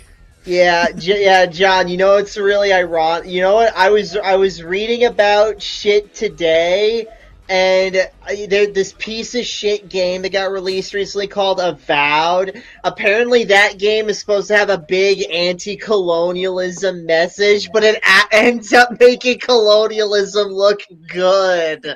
Oh, because the probably natives, all your skill tree is like the colonial people's shit. Yeah, because the fucking... well, no, because like the colonists arriving is supposed to be like really evil, but there's only like one aberrant splinter group of those guys are actually bad, and that like the authority are actually like really nice guys portrayed sympathetically, and the natives are pretty happy to be living with them. Hey, you know, to defeat the whole anti-colonialism argument, just play the "What Have the Romans Done for Us" scene from Life of Brian. If you guys have ever seen that. Oh shit, Lethal! I didn't know you were in the chat. You're in the backstage. Sorry, I didn't see that. It's all good. I just got here. But no, we need to bring back colonialism because colonialism ended human sacrifice.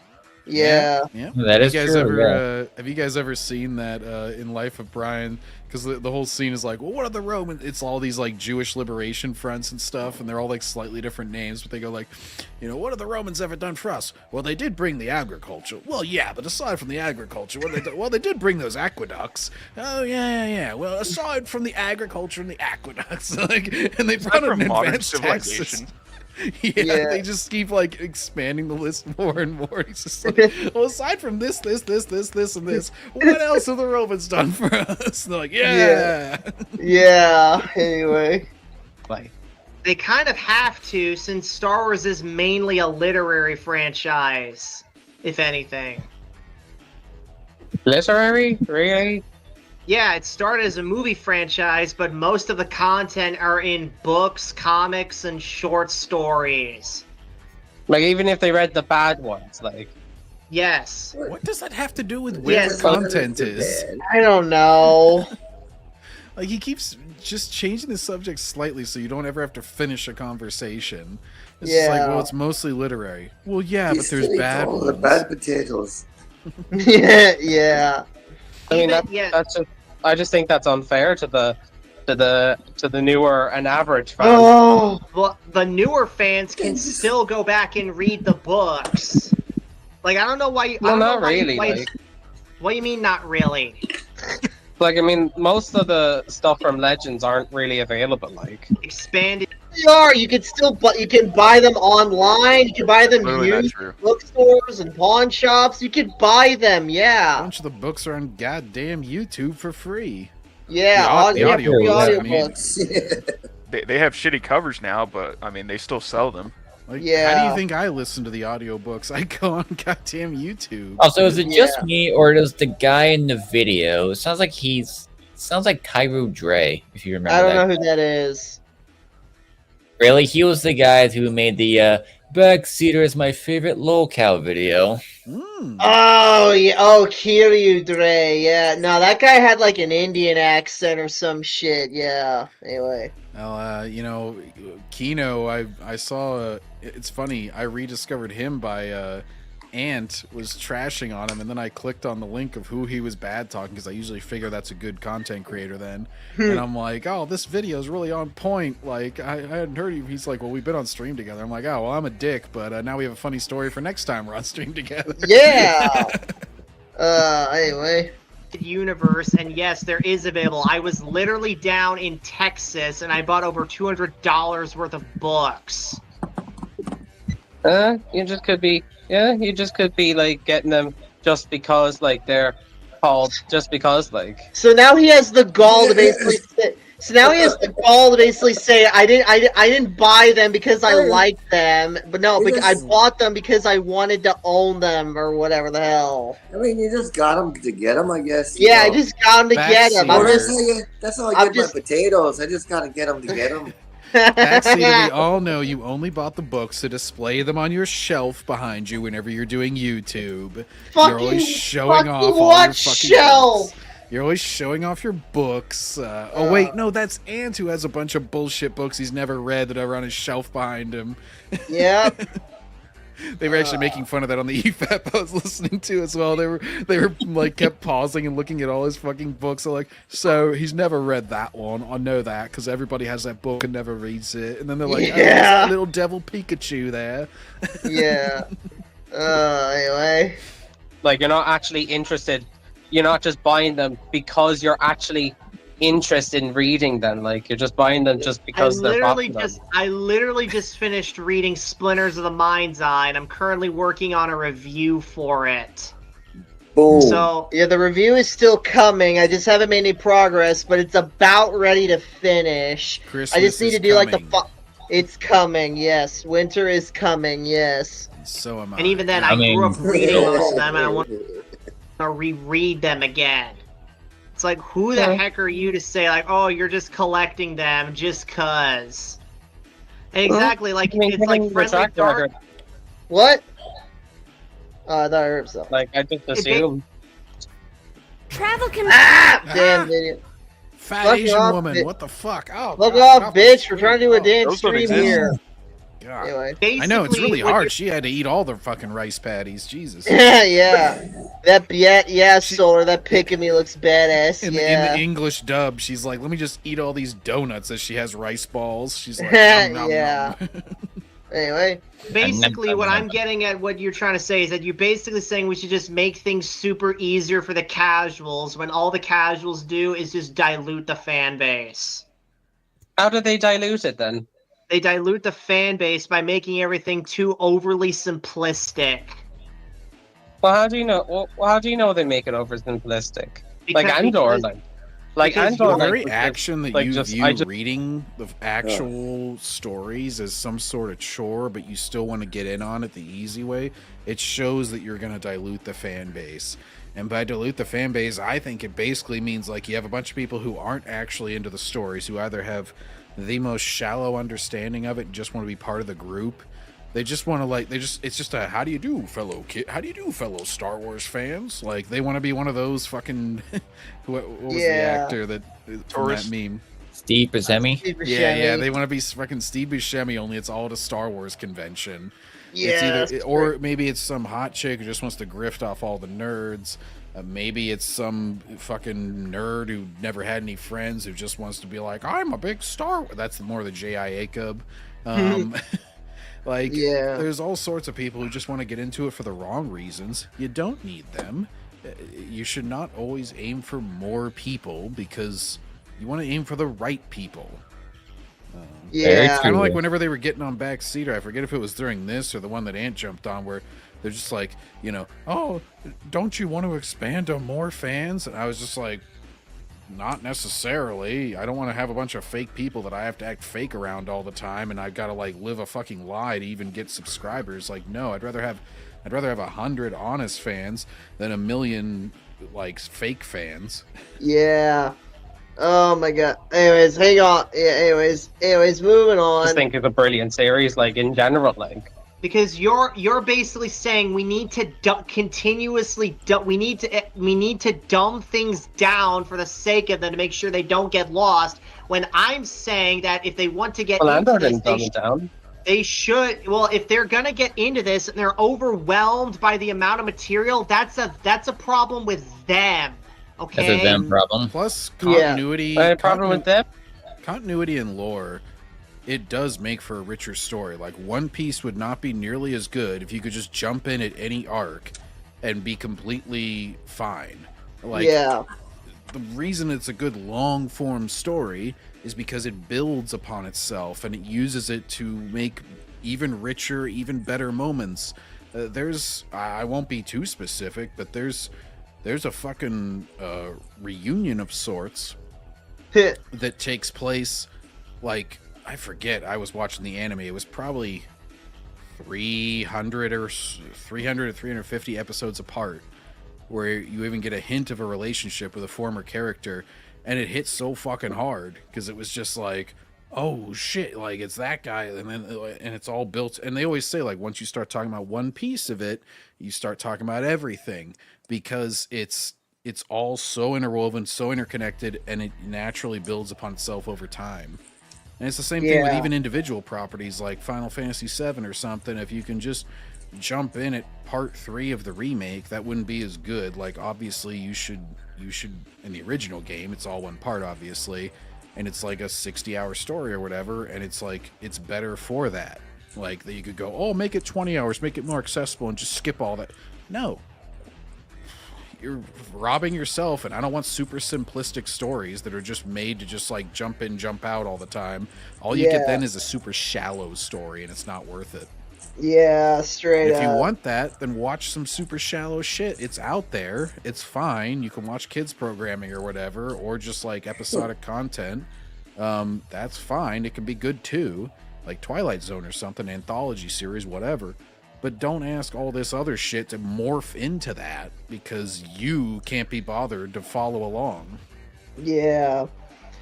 Solar said, like I said before, Warhammer is overwhelming, and that only makes it more exciting to explore. Yeah, Warhammer is a shitload of crap in there, yeah. Solar, you recommended the goddamn trilogy, and now that I'm not streaming, I can take a note of it. What's the Warhammer books that you said to start with? Yeah, what is it, Solar? Anyway. Because I completely forgot. Yeah. Or a problem with you? No, it's a problem with them, because if they really want to get into Star Wars... What makes you think it's a problem with them? It's a problem with them because they're easily overwhelmed and they have what I refer to as commitment Have you ever been overwhelmed anxiety. with things? Like not just Star Wars in general, but like with something like. What like an example of what? Well, anything like what can you think of? I don't know. The closest thing I can think of is like a web comic that's been running for like over 30 years and it has an ass load of strips. Like yeah, Garfield. and did you like that one? Yeah, it was pretty good. Now I haven't finished it because I'm currently taking a break They wouldn't from say it. so. Then if a casual fan, if a diehard fan came up to you and say, "Oh, you're not a true fan because you didn't read all the other comic strips." No, hang on. Hang on. No, DJ. that's seriously like DJ. Do you think that? Wait, what did he say? What did you say, John? I thought he asked for your answer, but now he's interrupting the fucking answer. Yeah, straight up. Oh, John, as for Warhammer games, if you like strategy, Dawn of War is the go-to. Yeah, not even games, Solar. There wasn't like a series of books or something I think was kind of the foundation of the series that everybody said to start out with. But yeah, no, I actually have a couple of the games, and I did play Space Marine 2, and I think I have Bolt Gun. Yeah. Space Marine 2 is mid, so I'm told. Anyway. Yeah, it was nothing crazy. It was a fun little introduction to it, though. I think Yeah, it's pretty much just like, hey, you want a Space Marine power fantasy? Here it is. Anyway. Hey, let me finish. You are allowed to take breaks, and you're allowed to pace yourself. But if you're gonna sit here and say, "I don't want to read all this," these are the same for Star Wars fans. Because I'm not sitting here. Listen. Pacing you're yourself allowed is to not the pace same as yourself, and you're. skipping. What? Yeah. Pacing yourself is not the same as reading a summary and counting that as reading it. Like you're not gonna go back and read the book. Then let's be honest. You're just gonna try to skip. You're allowed to take breaks, but you're not allowed to sit there and whine and I don't want to get into this because there's too much. I am not sitting here saying there's too much of this webcomic. I'm not going to read all of it.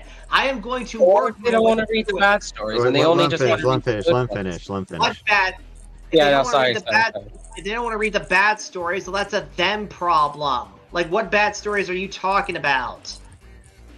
Swiffer Power Moth? Talking about the Swiffer power meter is a bad Quite story frankly, in Star this is Wars. like a juxtaposition. It's like, you know what? If something is bad a couple times in a row, guess what? It makes it all the better whenever it peaks. Lately, you just passed right through security.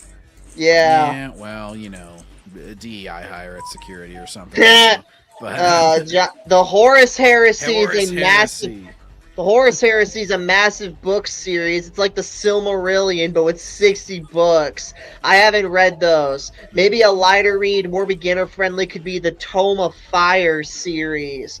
Or if you want a story with dark humor, the Caiaphas Cain novels are there. Anyway. I'm not a fan, but also Caiaphas Cain, hero of the Imperium. Anyway. I just presumed there's bad stories in Legends. Because from what I heard from other people, is that they Legends always contradicted itself. First of all, it's the expanded universe. I really don't care if it's called the Ectoplasm universe. We all said this on Twitter. We don't care what it's called. We're still calling it Legends because it's a simpler title. Okay, so you won't mind if I call someone a he, even if they want to be called a she, then. Yeah, also Legends. Yeah. That I'll just say that to you right now. Fascism. That'll piss them off. How expanded universe is more simpler. It literally gets the point of it across. It expands the universe. Second of all, does it really though? Because it just explains as it goes along, and just and it just like it literally makes shit up like to justify its existence. What? Examples of Yeah, he doesn't.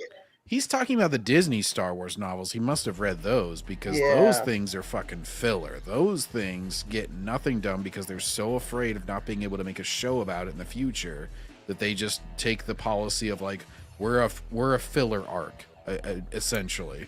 We're going to get everybody right back to where they started. We're not going to move anything forward significantly, or we're going to be in between two things that are so close together they couldn't possibly make a movie off of this. And even when they do kill Asajj Ventress or something, they just take it back if they ever do make any other media off of it. Yeah.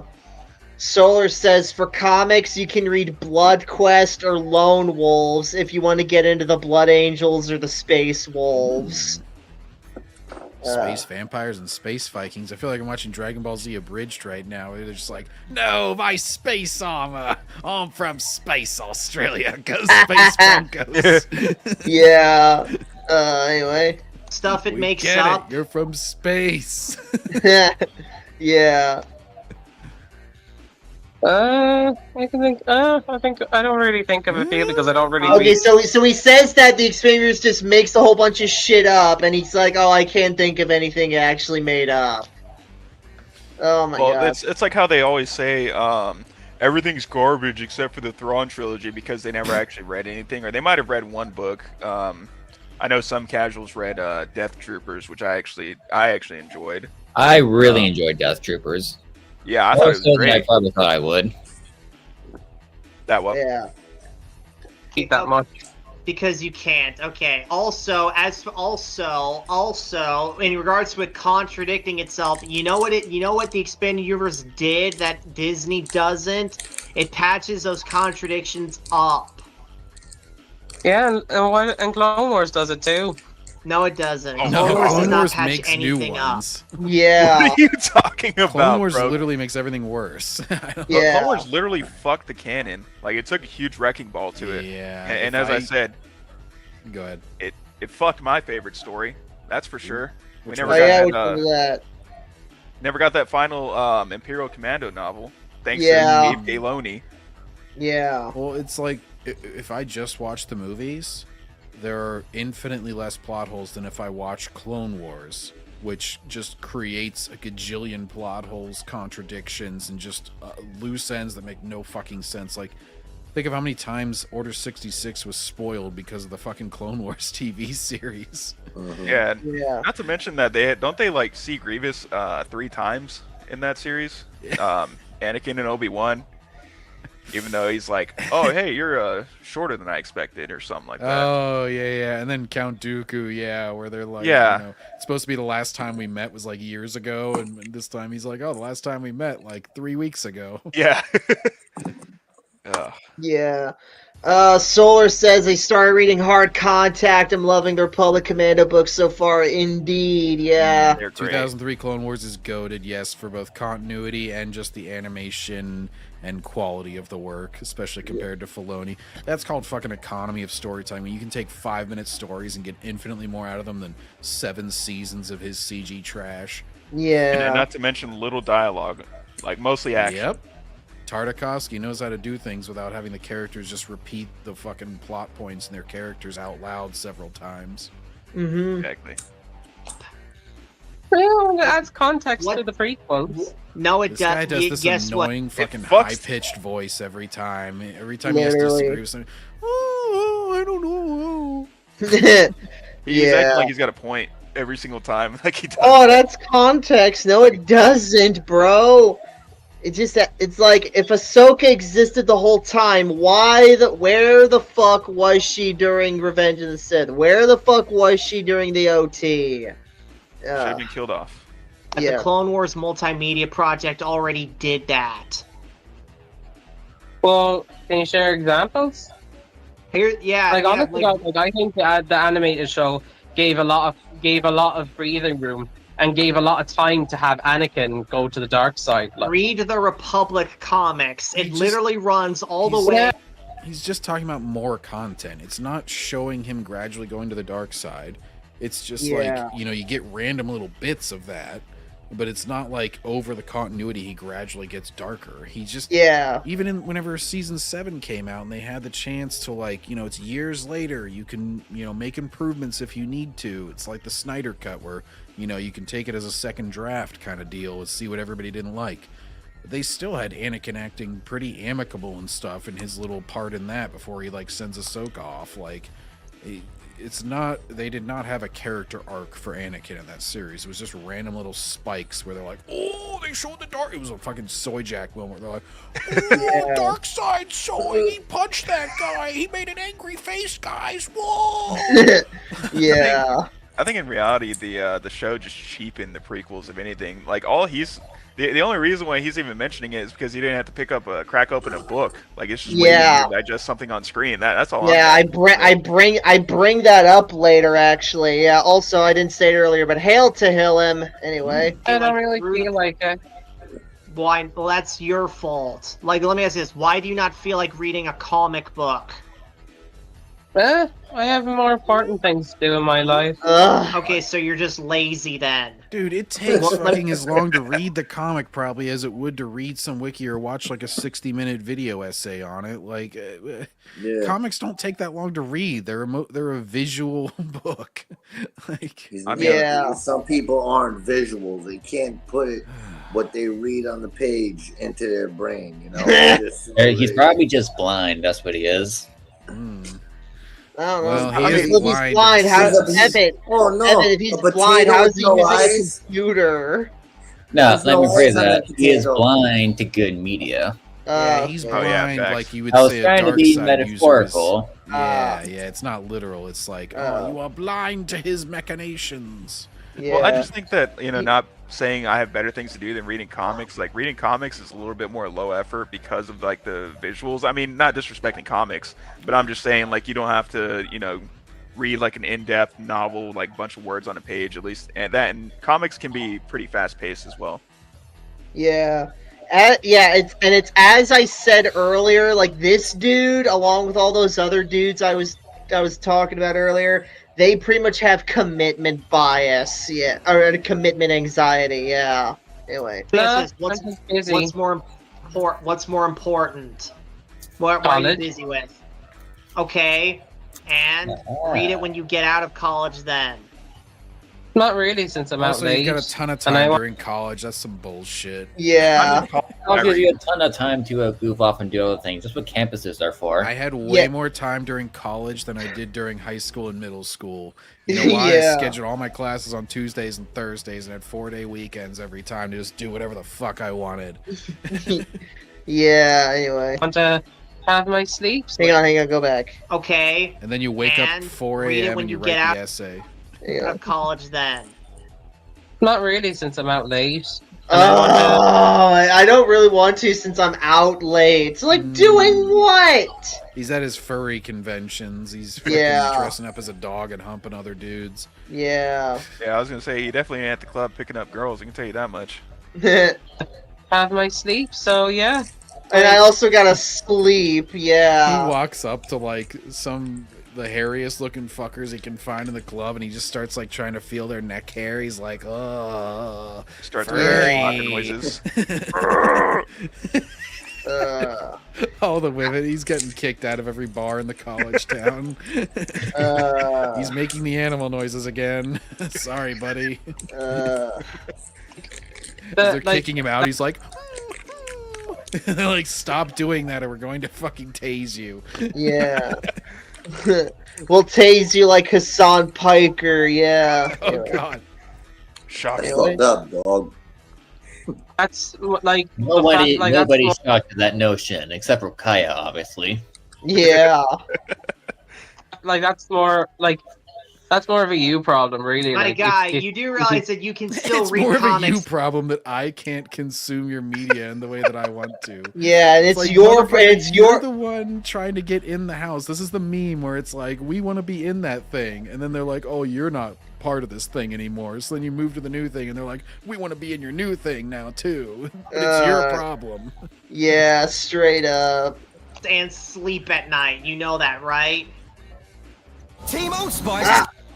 Damn fucking old. Saved by the ad. He's like, Saved cut by to the commercial. I ad. have no response. Yeah. I like reading different media. Okay, why can't you read a book set during the Clone Wars then? There's plenty of those. Because I like reading books that are original.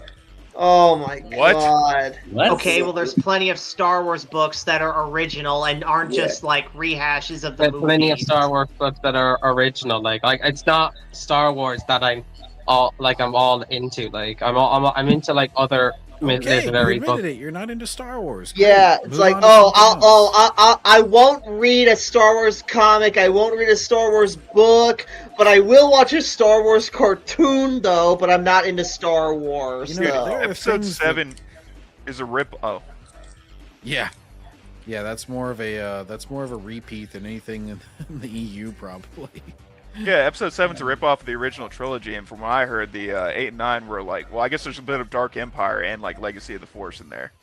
Yeah. But 8 both is way a worse. fucking rehash of Empire. And to the Jedi point- Prince, To yeah. the point where they have AT-ATs at the end, but they add a little hump on their back to try and make them different. And they were fighting on a snow planet until one of the guys fucking licks the surface of the planet and goes, "It's salt, actually," even though it's all white. Yeah. They made it so similar they had to put in dialogue to show that it's not the exact same. Yeah. As well. So you're okay. At this point I'm thinking that it's just the fact that you look down on books and comics and you just want visual stuff like movies and TV shows. I'm No, beginning to actually, think I that. don't actually. I actually love reading. And why is it that every time I recommend you a Star Wars book or comic, you turn it down? Simple. I just don't like your recommendations because I just know they're going to be shit. How do you know? You haven't read Wow, way read to them spit yet. in the face of all those authors just because Yeah. Backseater liked them. Yeah. So he judges his entire... This just goes to show that he's never honest about any of his media consumption. So he decides what he's going to like based on who recommends it rather than actually reading it and experiencing it for himself and deciding. Straight up, yeah. I just know. If it Given wasn't the type recommended by Mr. Potato, I'm not gonna read it. Yeah. person you are. How do you know? You haven't read them yet. I don't want to. Let's say Kino, for example. Let's say he recommends you a Star Wars book or comic. Will you read it because he was the one who recommended it? Yeah, because he seems like a decent person. What if you recommend the same thing? Shit, Yeah. Then is he gonna have to like divide himself in two and read it and not read it? Yeah. I don't listen I to see. Nancy's. Does Backseater override the good recommendation of like if they both recommend it, is he gonna be like, oh sorry Kino, you can't recommend that one. Backseater also recommended it. Yeah. Yeah. Just shows what type of person you are. Yeah, of course. Okay, Yeah. sure, pal. Also, Yeah. who cared? Even if you were lazy, as you said, so what? Okay, it's like, why the heck do you want to get into like a multimedia franchise if you're gonna be so lazy about it? And shows. Well, because we have lives. Okay, cool. You can still balance that while still getting into the material. He acts like this is like a Well, you never- gotta go to Ghana or something in order to do this. Like you gotta like commit years of your life. It's like, bro, it doesn't take that long to read a book. Most of these Star Wars books are not like Game of Thrones length or like the Bible length. They're like, I know the audiobooks are like, 12 hours or so for a lot of them. Guess what? Stephen King's It was like 48 hours. So Yeah. it's basically like a quarter of that. Which is a rather large book, but still, it's like I've encountered much, and then like Count of Monte Cristo that I've listened to is like 50-something hours. They're not that huge of tombs. Yeah. Anyway. We lived our lives, so you don't know. You don't know what our lives are like. Same way we don't know about yours either. Well, if your life is I too mean, busy, then I'm Star willing Wars to isn't for you. I don't know what to tell you. Like, Yeah. If you really don't care that much, then just accept that you're a casual movie-only fan, which is fine, as long as you aren't like dishonest about it and act like you know shit because you read a wiki summary. Yeah. It's like they're so afraid of like not being the most hardcore thing, and yet they don't want to put in. I'm not even gonna call it work. They just don't like it. Like you don't like it enough to actually want to read shit. If you liked it, you would want to read it. Yeah. See that I definitely have more free time than you guys, but I'm still willing to bet. Yeah, you we guys definitely see that. Oh, I've got a hammer ready. But I said that. Oh yeah. I can definitely tell that you guys still get free time every now and then that you can set aside to read some pages in a book or comic. Yeah, and I choose to spend my time whenever I want. Sorry, Karstic, you continue. Like I personally just don't. Like ever since I was a kid, right? I reading books is really difficult for me. I don't know why. Well, it was difficult. It was difficult for me. You don't see me complaining about how like, oh, it's really hard for me to read books. You see that Maybe it's door like- right there, Mark? Pirate. What? Yeah. Or whatever. But I've always preferred like visual things. I always prefer video games, TV shows and movies. The books and comics, I love the comics. Like as a Spider-Man fan, I love that kind of stuff. But books, I'm not interested in them. Like I'm just not. And no amount of saying like, oh, you're a fake fan is ever gonna get me to actually read them. It doesn't matter to me. Once upon a time, I used to have trouble reading books because I had trouble visualizing in my head, and now I don't Some people anymore. have trouble, like, and you don't mean to and you don't get to demean them just because they have trouble reading now books. you're demeaning them. He's trying to fucking sympathize with them, and he's acting like he's trashing on them. He talked about himself, and he's like, "Oh, you're trashing on yourself." See? It's like, no. Let them read in their own time. You're acting like they're complete. Oh, it's just the classic. I have to paint you as hateful so that then I don't actually have to address any of your arguments. So I'm just gonna twist myself in pretzels until you seem like a bad guy, so then I can just dismiss everything. Yeah.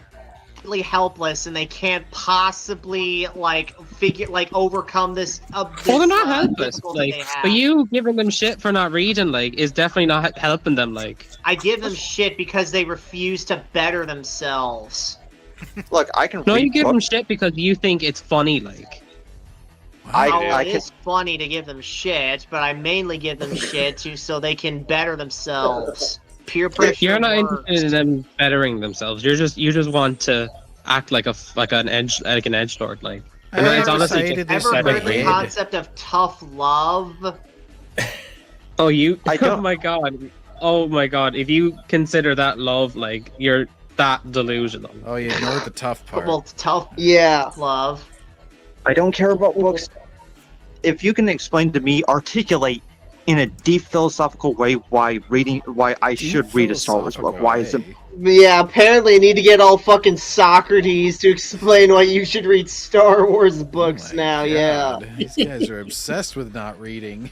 It's like, I need a 36-page essay in order to be motivated to read. It's like, this is what you tell your professor in college. You're like, sorry, I just don't feel like it. Yeah. I need a comic.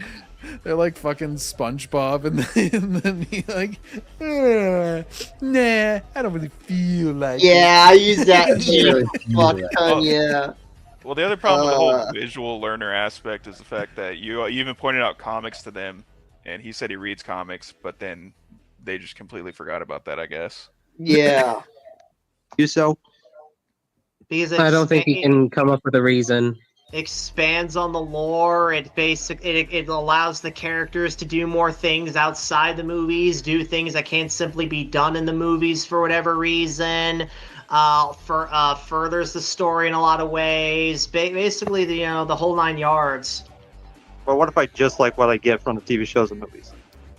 Well, then you're doing yourself a huge disservice by crippling yourself by limiting stuff to just those mediums. And Yeah, how what is if he, they're- how is he limiting himself? He's limiting himself because when you only limit yourself to just the movies and TV shows, you give yourself in the video games to a lesser extent, you give yourself an incredibly narrow range. Like, frankly, some of the best Star Wars material is locked away in the books and comics.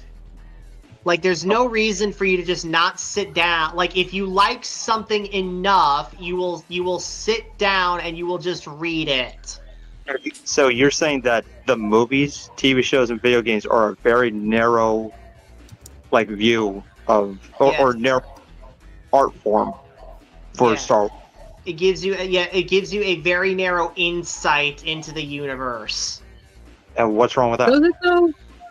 It kind of does, yes. What's wrong with it?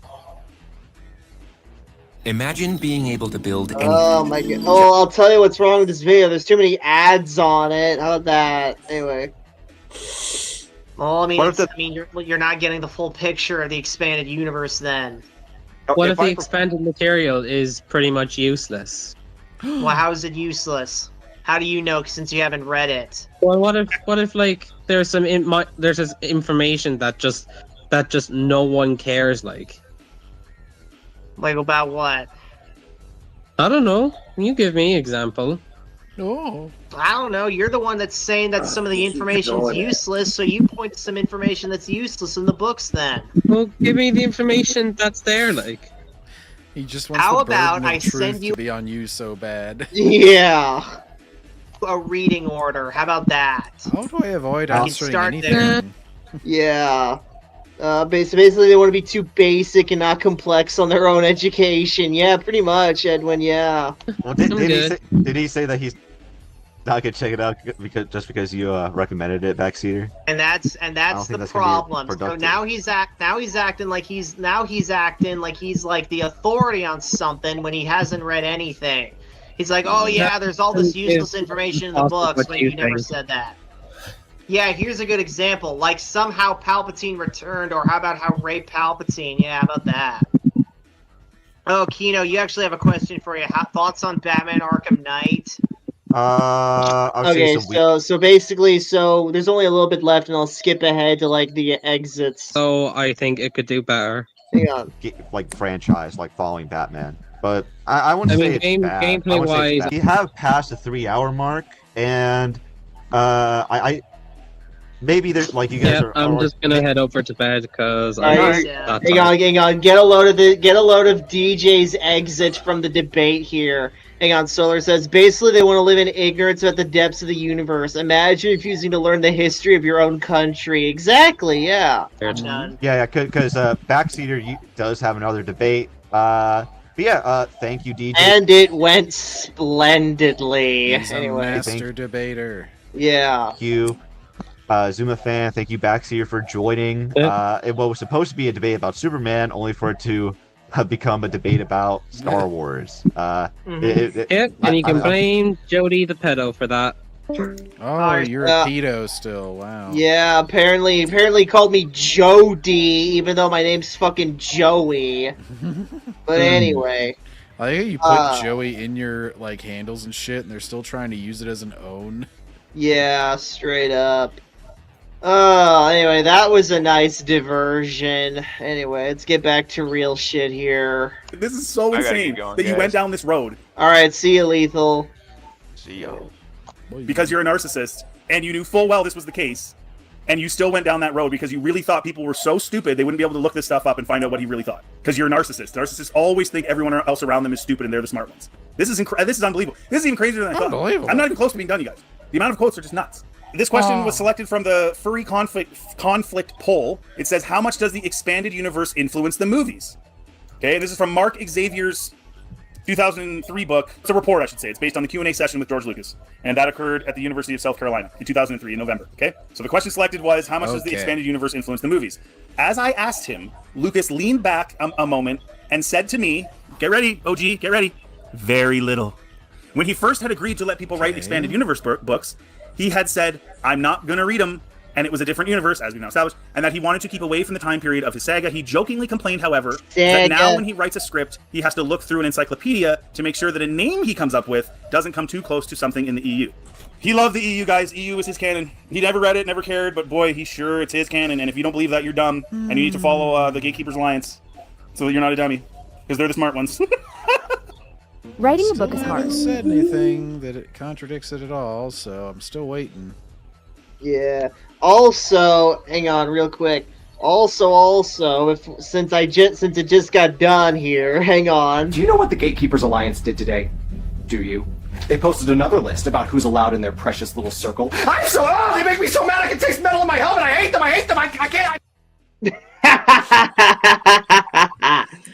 Anyway. Hashtag triggered. Hashtag triggered, yeah. They're just narcissists. The novels and comic books are other authors' interpretations of my creation. Sometimes I tell them what they can and can't do, but I just don't have time to read them. So I was blasted for saying I don't have time to read them, and their Lord and Savior said the exact same thing. No shit, George Lucas is a busy guy, but certainly busier than fucking ZumaFan and DJ, who we just listened to. He just keeps trying to make it about George reading everything, and it's never been about that. It never will be, and he's just gonna keep fighting ghosts, I guess. You can keep proving that he didn't read anything. It doesn't prove your point at all. Not my vision of what Star Wars is.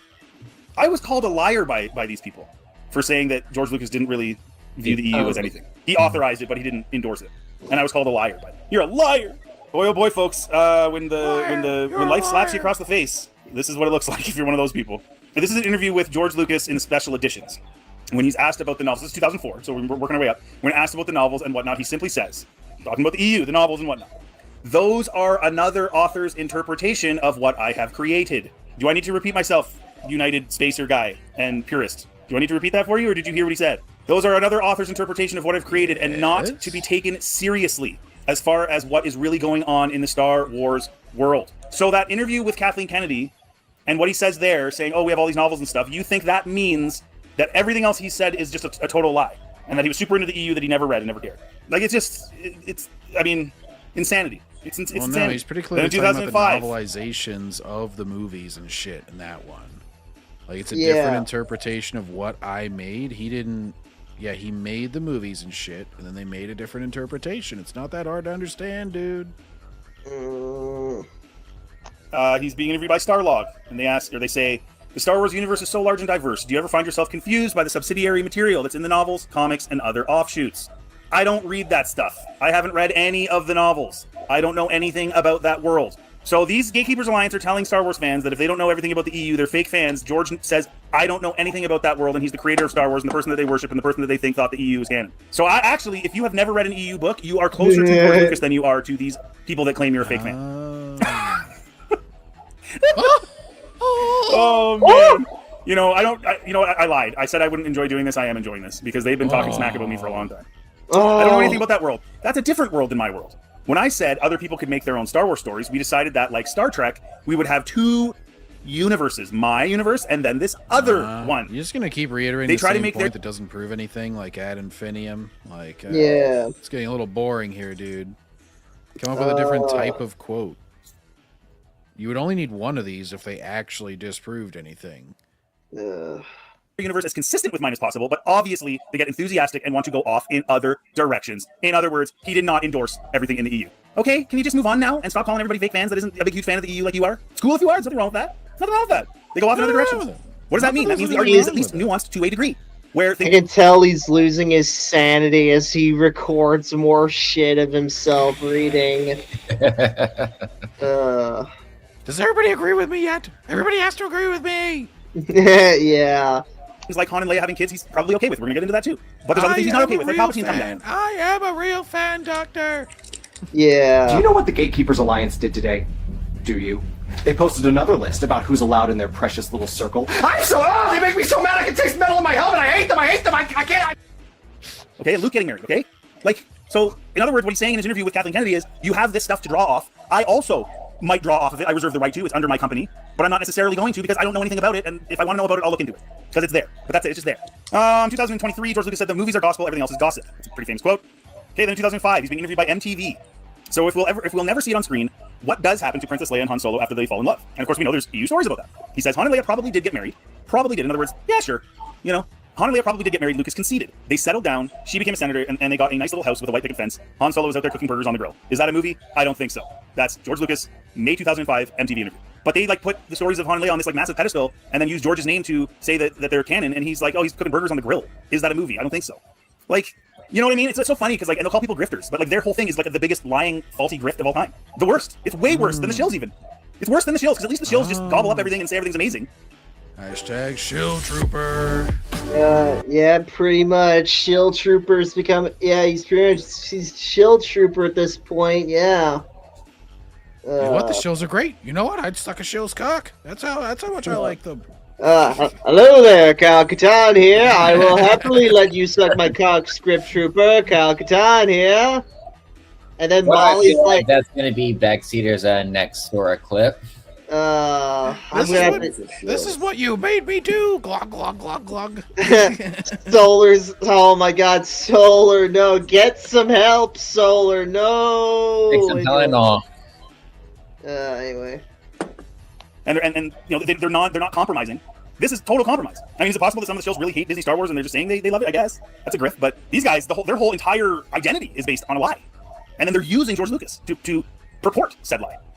It's crazy to me. This is nuts. Okay, so now we're up to 2007. Howard Rothman, president of Lucas Licensing. Yeah, exactly. Melissa has a good point. George Lucas also contradicts himself a lot.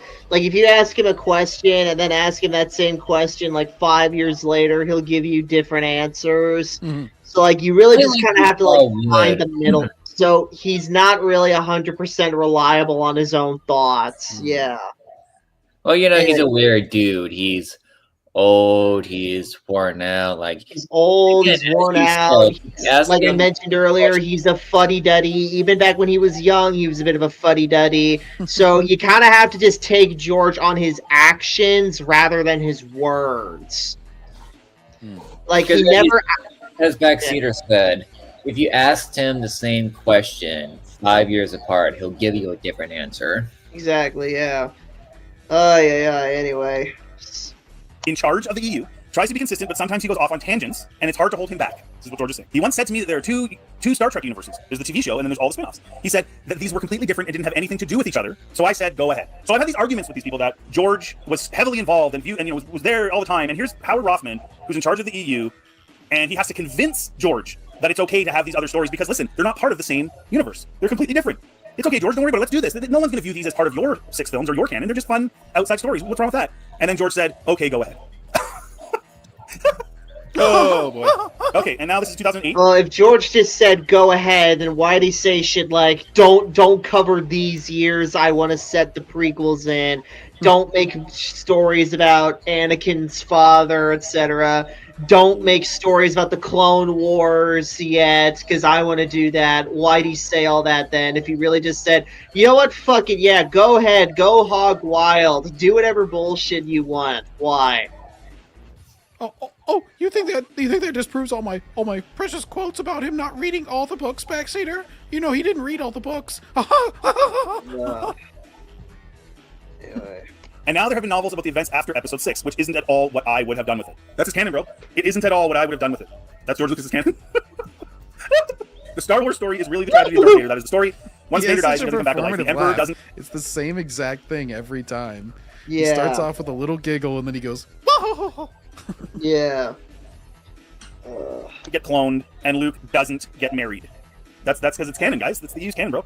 Well, then why did George Lucas approve it when it came across onto his desk that day? Hell, redheads at the time. Also Palpatine getting cloned in Dark Empire was literally George Lucas's idea. Anyway. Oh, you're a fake fan if you don't believe it. If you don't think it's canon, you're a fake fan. Bunch of fakers. Come to my channel, fake fans. Fake fans love to support other Star Wars people. They call them fake fans. It's awesome. It's what they want. Like, I mean, it isn't at all what I would have done with it. And they say it was canon. Yeah, no shit, George would have written different stuff. We know. We saw his treatments for his own version of the sequel trilogy. Of course he would have. John Ding-a-ling. We know this, but yet we still accept the author's books because they were the official thing that George Lucas gave his personal stamp for. Oh, man. That's crazy to me. Then in 2008, on a comingsoon.net article, George says, but there's 3 worlds. There's my world that I made up. There's the licensing world, that's the books and comics and all that kind of stuff, the games, which is their world. Not to be confused with my world. And then there's the fans' world, which is also very rich in imagination, but they don't always mesh. George makes movies. All I'm in charge of is my world. He's literally distancing himself from the EU. He's saying, that's not my world, guys. That's somebody else's. Don't lump me in with that. He didn't write it. He obviously doesn't want anybody to make that mistake that, like, he wrote something. Just clarifying things. I mean, he wouldn't want to take They wanna credit do it, for but nope. other authors' works, even if he thought it was 100% great. Like, Yeah. I didn't write that. I'm not part of that. He's literally spent his career distancing himself from the EU. Oh, but it's his canon, guys. You're a fake fan. no, He did say the Clone Wars is part of it. cherry picking quotes, dude. He didn't spend his. He wasn't going around like he was getting asked about this. He wasn't going around like trashing on the EU. Right. Yeah. It's canon. So his 6 movies, the Clone Wars is canon. Unfortunately for me, I don't like it, but it is canon. This is Star Wars. I don't make a distinction between the Clone Wars series and films. That's from 2011, Sci-Fi Now. So I'm disappointed to hear that because I think the Clone Wars started a lot of problems. But again, George isn't perfect. I don't worship the guy. George Lucas says there has never been any war between the Jedi and the Sith in his Star Wars canon. So you remember like all the big pre-OT, like going back, Knights of Old Republic, all those other things, and the big Sith wars between the Jedi. They never happened in George's canon. There's nothing wrong with them. Nobody says they suck. But saying someone sucks because they say it. Well, if there was no war, then how the hell if this were the Sith extinct supposedly for a millennium? Then had to have been something like that. Not canon or doesn't know a whole lot about it makes you a narcissist and you suck because you're a liar. This is an excerpt from StarWars.com's oral history of Episode 1, The Phantom Menace. And George says, everybody said, oh, well, there was a war between the Jedi and Sith. Well, that never happened. That's just made up by fans or somebody. What really happened is the Sith ruled the universe for a while, 2,000 years ago. Each Sith has an apprentice, but the problem was each Sith Lord got to be powerful, and the Sith Lords would try to kill each other because they all wanted to be the most powerful. So in the end, they killed each other off. There wasn't anything left. Well, then why even have the fucking Jedi there if the Sith just kill themselves pretty much? Oh my god. Way more sense than the Sith coexisting and having these big wars. An evil person wants all the power for themselves. They fight amongst themselves. That makes way more sense. So again, if you like those stories, have at her. But he didn't.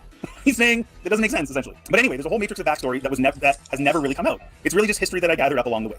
It's all based on backstories that I've written, setting up what the Jedi were, setting up what the Sith were, setting up what the Empire was, setting up what the Republic was, and how it all fit together. I never really got a chance to explain the wills part. You can find this article at the NambuNews.WordPress. George Lucas' vision of the galaxy's ancient times is clearly different from the expanded universe. Yes. And actually makes way more sense. Many wars between Jedi and Sith in the Old Republic era were told in games and comics. George Lucasfilm's canon didn't explore this area yet.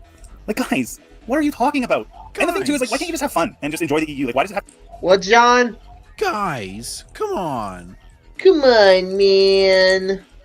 To be part of your ego and your knowledge and you're better than everyone. Like, just enjoy it. There's nothing wrong with it. No one cares. But you have to lump it in with George Lucas that he endorses my EU. So to make yourself seem superior to other fans. In 2019, George says, I've written everything I've done.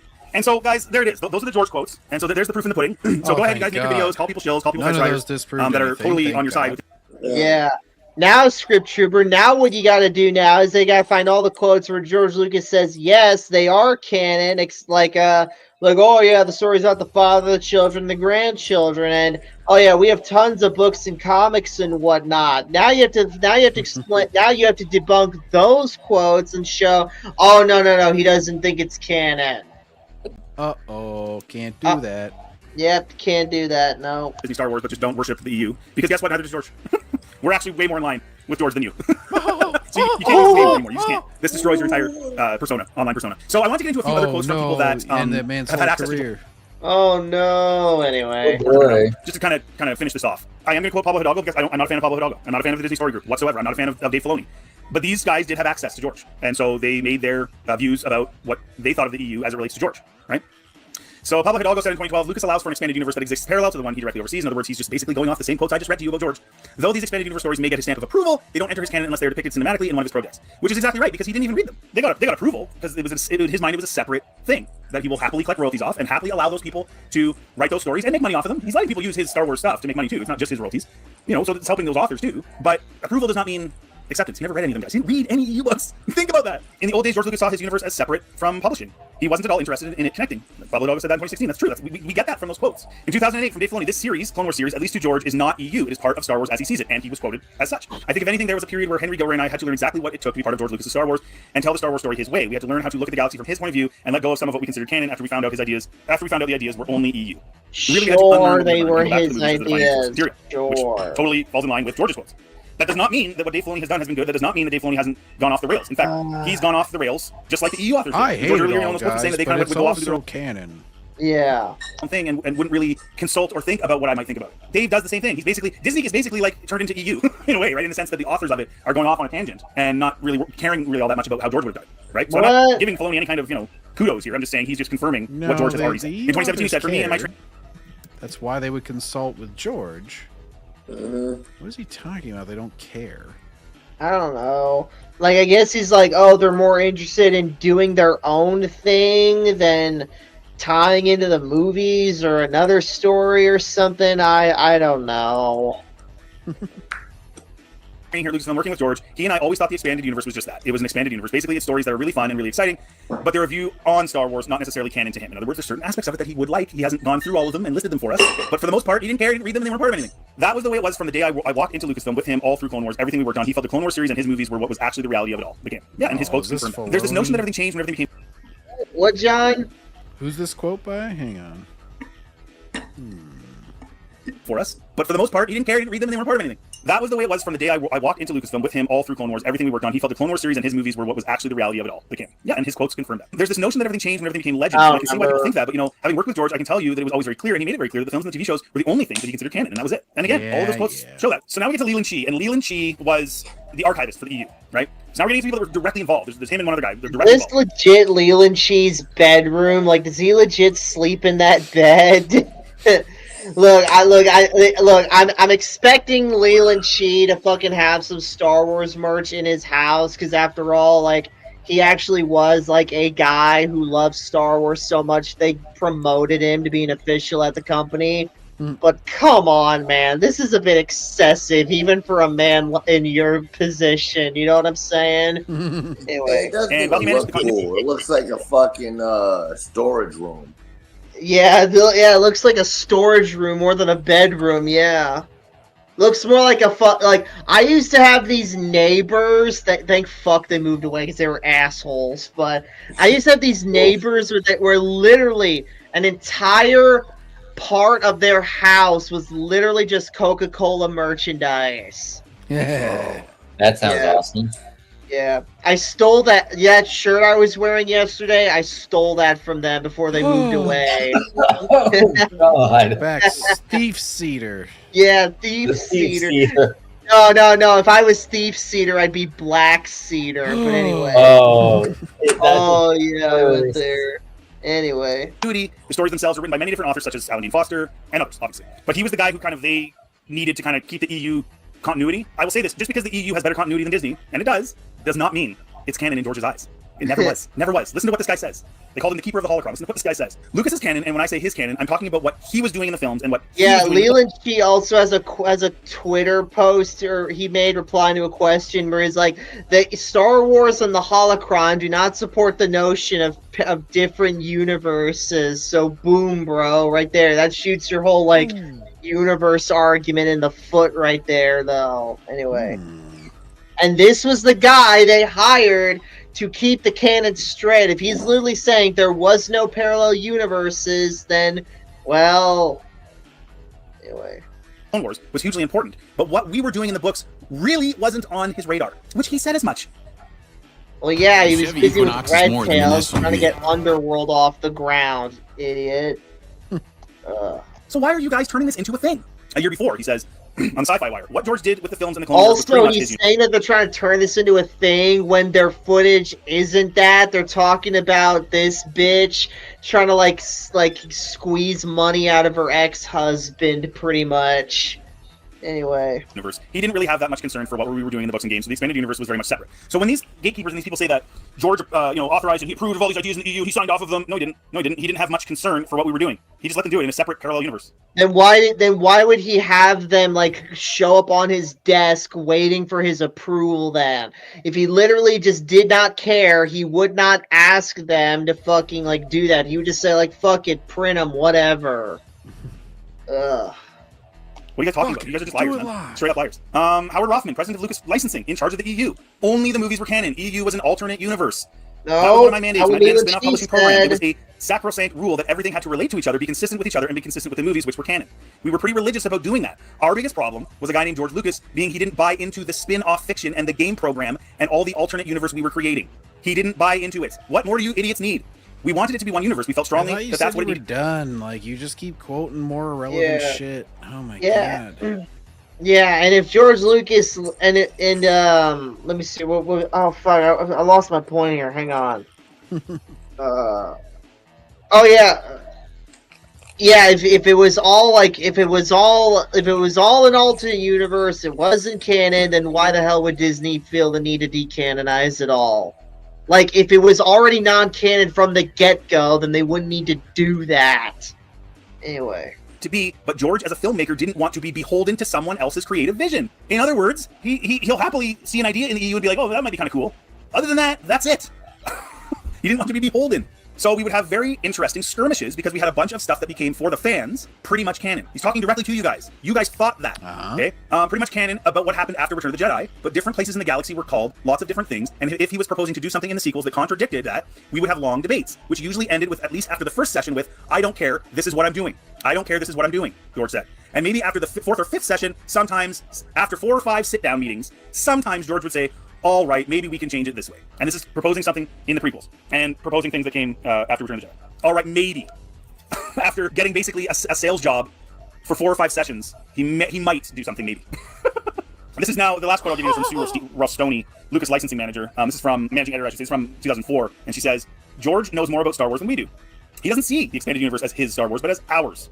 I think this has to be mentioned. What do you guys need, man? Like, what do you guys need? Just nuke your accounts. Literally, than this. Nuke all of your accounts. He doesn't see the. Yeah, he sees it as theirs because George Lucas always knew that Star Wars was bigger than him. You know, it's like, oh, I'm only filling in the middle part. There are plenty of other Star Wars stories that are ready to be told, but I'm not the one who's going to be telling them. The other authors will. It's like he's literally pulling from like. I'm sorry. I'm pulling this, and George Lucas like said that like, I think in the reprint version of Splinter of the Mind's Eye that I have, basically. Let me check real quick. Let me make sure here. No, that's the hook. Yeah, I have it right here. The introduction right here. It wasn't long after I began writing Star Wars that I realized the story was more than a single film could hold. As the saga of Skywalkers and Jedi Knights unfolded, I began to see it as a tale that could take at least 9 films to tell, 3 trilogies, and I realized in making my way through the backstory and after story that I was really setting out to write the middle story. Let me see if I can find the hours part. Yeah,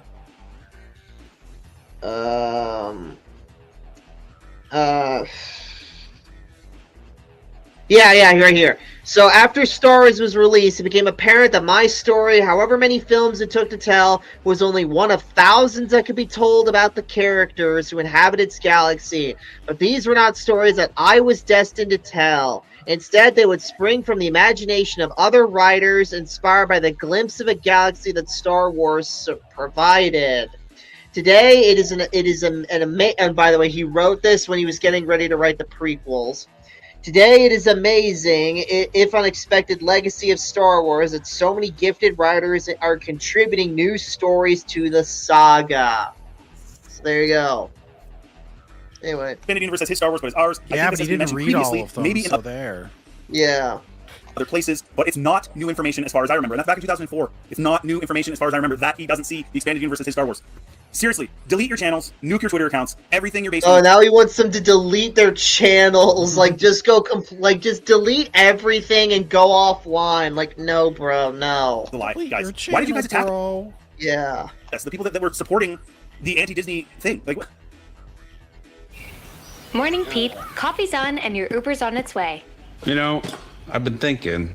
Yeah. Why did you guys move the goalpost from criticizing crappy Disney Star Wars to, oh, if you don't think that EU is canon and worship it and know everything about it, you're a fake fan? Why did you do that? From he, thinks this is like supersedes his canon to like, oh, he didn't read all of it. Shit. What were you thinking? Why are you such narcissists that think you know everything? You're not. You're dumb. And you know you're lying because there's no way you guys haven't seen some of these quotes. So your whole personas are based on lies. You guys need to delete your channels. You need to nuke your... Yeah, they have seen them all, and they've debunked them. It's like you're taking them out of context, bro. And hell, especially for the later ones, like, they could have easily just been said by, like, Disney could approach them like, hey, Howard Rothman, we need you to say this shit for PR purposes. Twitters, because this is all going to come out. I'm not the only one. There's another video that came out a little while ago, a few days ago. It's got over 100,000 views, showing you guys the liars that you are. He does it in a different way. But I don't know what you guys are doing, man. This one's going to be tough, but it's something that needs to be said. Guys, when you're making the decision to support a channel, you need to do so with authenticity. Not just because you want to gain some attention and support for your eventual channel launch. That's fine if you want to try to launch your own channel, but don't support a channel initially just to try and leech off of the followers from that channel. Leave it to the professionals when it comes to a lot of this stuff. Don't go out there and support someone, oh, I'm going to support them for 90 days, 6 months, and then ghost them once you start your own channel. That's not authentic, and it's not something that we here at United Spacers Alliance support. You need to start over because you screwed up. You messed up. And again, I'm sorry to do this, but that's just the way it is. You screwed up and you lied. You've been lying for years now. Straight up lying to people's faces and alienating people that were on your side when it came to Disney Star Wars, including me. I used to consider you guys friends. And then you shifted the goalpost for some reason. I don't know why. And now you look like complete idiots. And I'm happy to expose how stupid and liars you are. Anyways, guys, let me know in the comment section what you think. If you like the channel, please like, subscribe, what's up the channel. Feel free. Oh, that's Nobody likes your channel, bro. Fucked. Final thoughts on this guy's channel, guys. Yeah, this video. Yeah, closing arguments on this guy's video here. Evan, you first. Yeah, pretty it's much. killing him. It's killing Evan. This video may have just given me the new strain of COVID. Oh, no. I might not make it, you guys. Like, I think the humanoid lizard species I belong to is about to go extinct. Because of this video. My God. John, final thoughts on this video? Well, George Lucas didn't read every single book ever made. Yeah. New York, Florida man? Yeah, I was just going to imitate the laugh the way John did, but he already did it, so there's no need. Yeah. Oh my God, yeah. So yeah, that's the saga of Script Trooper right there. Fucking piece of shit. Let me see. He's part of the expanded saga, the saga, you know. Saga. George Lucas always said saga weird. Yeah. Saga. Yeah, saga. Oh no. Let me see here. What's another like fucking piece of shit video we can watch? I'm trying to look for one shorter.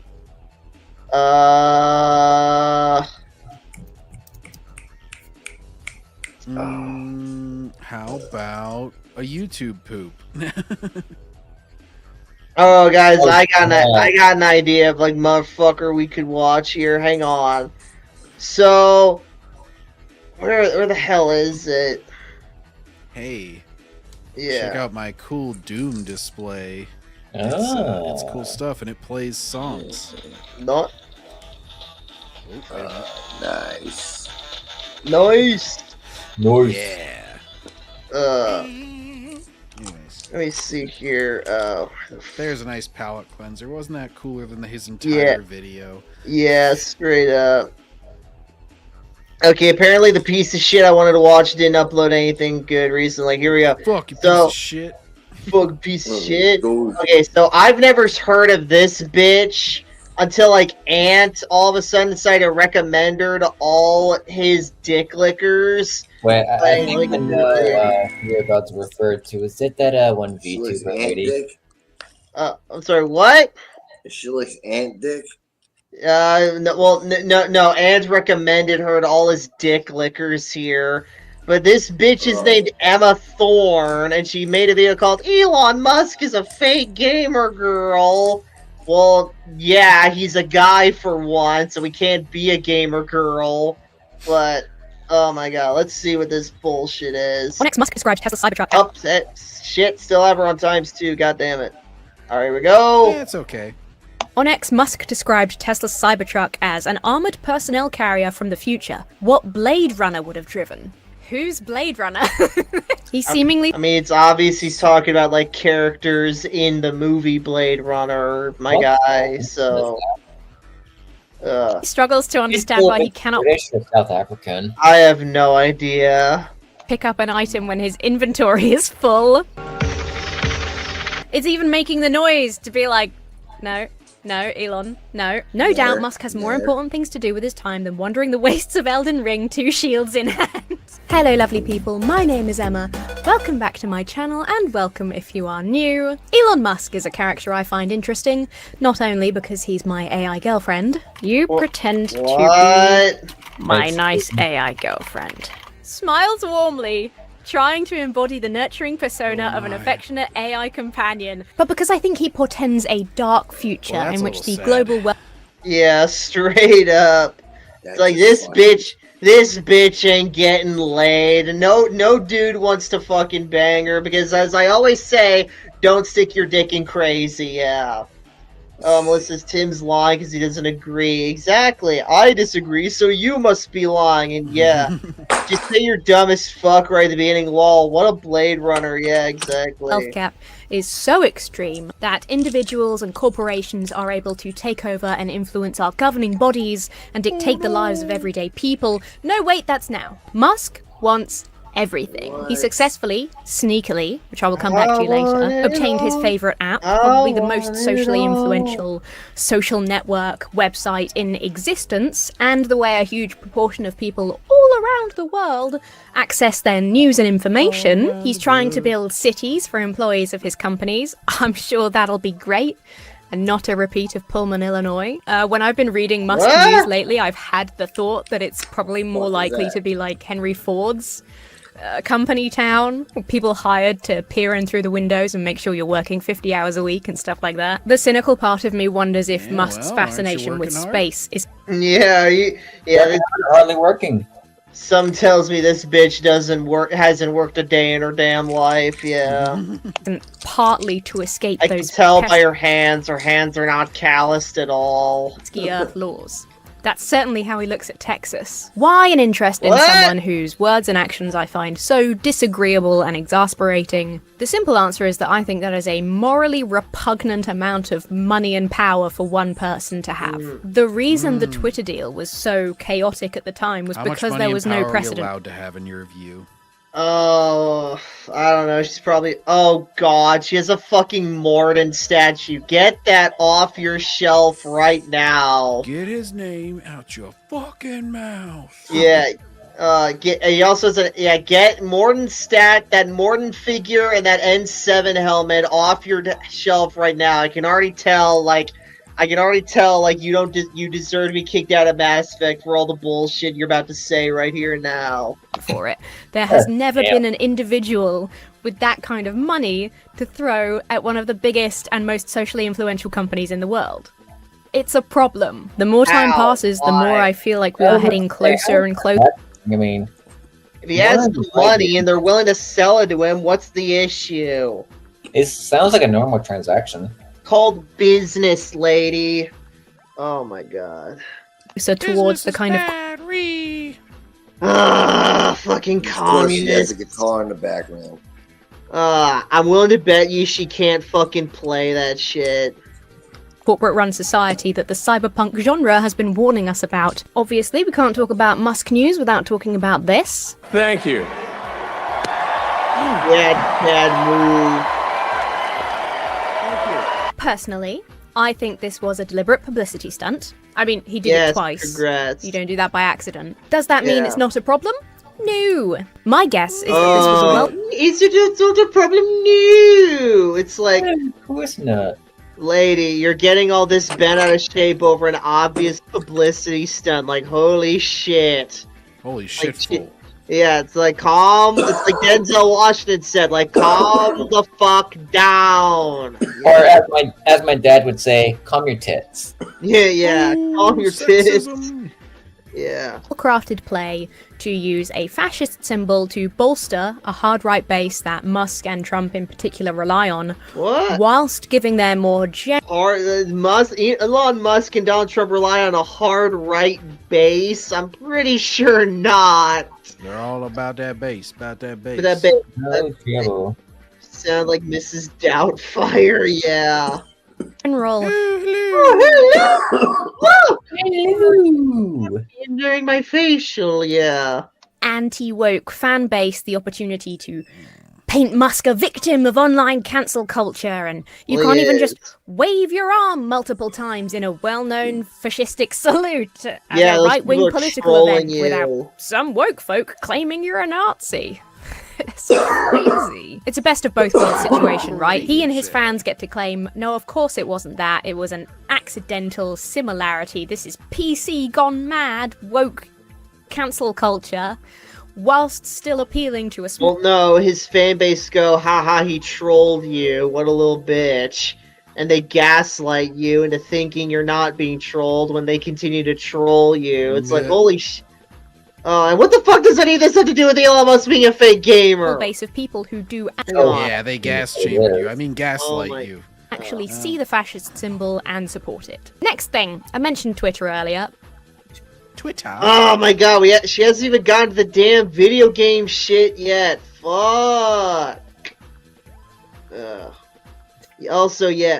Also, it's ironic that she's speaking bad about Elon Musk and Donald Trump when, like, there was an ad right now that literally supported, like, hey, support ICE. By the way, you really ought to read Character Limit by the New York Times reporter. No thanks, lady. It sounds like hang on, what is this book? What is this shit? Character Limit. Oh, it sounds like shit. No thanks, lady. New York Times reporters. Oh yeah, she recommended it. Oh yeah, because the New York Times has like the best writers in there. Yeah, totally. They're not fucking liberal owned at all. No. Hunger and Ryan Mack. If you haven't already, it's a fascinating insight into the Twitter acquisition. It's fact. Also, Ryan Mack sounds like a fucking rapper name. Like, hey yo, I'm Ryan Mack. I'm a #1 fucking best-selling author from the New York Times, bitch. I don't fucking know, man. And it says so much about the man himself, according to lots of the people who met and worked with him. Something I found fascinating in that book was Musk's secret sneaky share grabbing before he offered to buy the company. Let me give you the lowdown using today's sponsor, Ground News. Fuck your sponsor. Fucking hooker. Oh, wait, hang on. Wait, Ground News is going pretty through the news useful. I now. won't give it that. Here we go. The SEC is suing Elon Musk, alleging failure to properly disclose his Twitter ownership. The US Securities and Exchange Commission has filed a lawsuit against Musk for failing to disclose his ownership of more than 5% of Twitter shares in a timely manner. I think it was 9%, I believe, that he owned. The SEC alleges that delay allowed Musk to save $150 million by purchasing shares at artificially low prices. The idea being that if he had disclosed his ownership in a timely manner, the value of the shares would have gone up. The SEC wants Musk to return unjust profits, as they call them, and pay a fine. In response, Musk pulled a Trump maneuver and criticized the SEC as a totally broken organization. Yeah, claimed they're focusing on the wrong broken, issues, yeah. which is just pure whataboutism. Absolutely classy move. It's so Trump, isn't it? Like, to be, not just criticized, but sued by an organization. Be like, oh, they're terrible, I hate them, they're very bad. It's a broken organization. They're talking about why aren't they worried about this other thing? Yeah, but you broke the law. The way I like to start reading a story is to look for center-leaning articles How do you and break find the a law high then? I mean, like, what the hell are you on about here, lady? They alleged that he broke the law. That doesn't mean Yeah. that he is guilty. Yeah. factuality source. Because this is a really big story, we have a ton of high factuality. Yeah, it's so big, I never heard of it until I watched your fucking video here. Yeah, okay. Sources to choose from. I'm going to go for this Ars Technica article.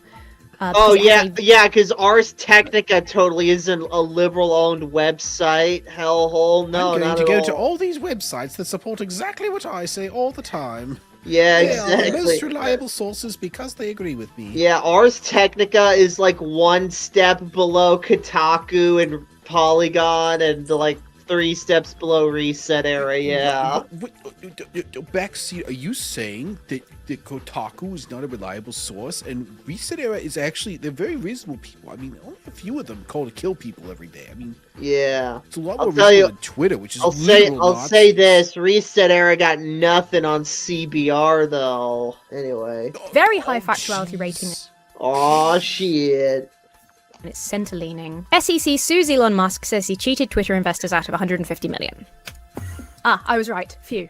See, And that's why Backseater, we she check. said it was center-leaning. Yeah, sure, it's center-leaning. Alright, yeah. Totally, as that chick from Halloween would say. Totally. Musk bought the whole company. He purchased a totes. 9% stake. Yeah, totes. stake in Twitter and failed to disclose it within 10 days as required under US law. As a result, Musk was able to continue purchasing shares at artificially low prices, allowing him to underpay by at least $150 million for shares he purchased after his beneficial ownership report was due. Twitter's stock price rose 27% once Musk belatedly disclosed his stake. Okay, lady, none of this shit has to do with video games at all, so I'm just gonna skip to when you get there, because holy shit, lady, fucking hell. We need to normalize, like, people not padding their fucking videos out with useless ass shit like this. Finally, I wanted to lighten the mood with one of my favorite recent news stories. Elon Musk pretending to be good at video games on the internet. Alright, that's right. So what? Mine. Anyway. Elon Musk is a fake gamer girl. So, Musk was... Yeah, and you're real, I take it? Oh no, John, she has Ratchet merchandise, oh no. Oh, get it out of there. Oh, she also got Sly Cooper right there. I can't tell what that is. It's his cane. Oh. Oh my god. Oh, she has a Charizard! Oh god, she's a Gen 1 or 2 at that.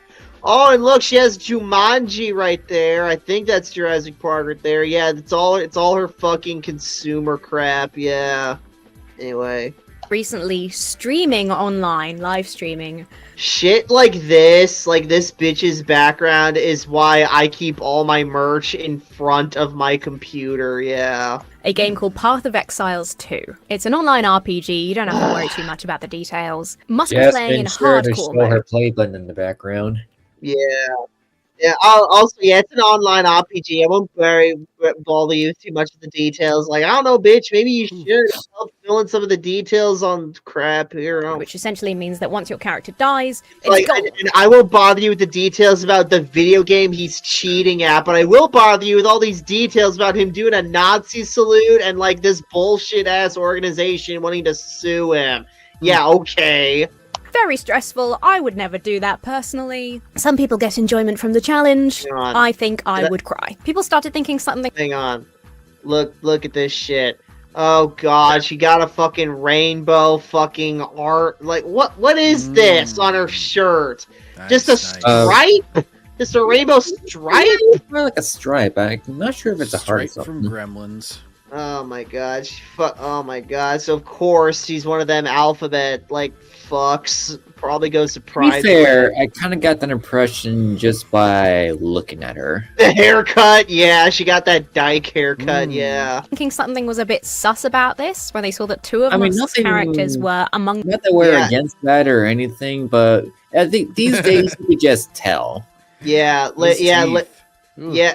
Oh yeah, those are. Oh yeah, that's British teeth right there. Yeah. The top 100. Now, I knew she wasn't American from the sound of her voice. I didn't know if she was from the UK or South Africa. Yeah. Powerful. I just looked at her Instagram. She is from the UK.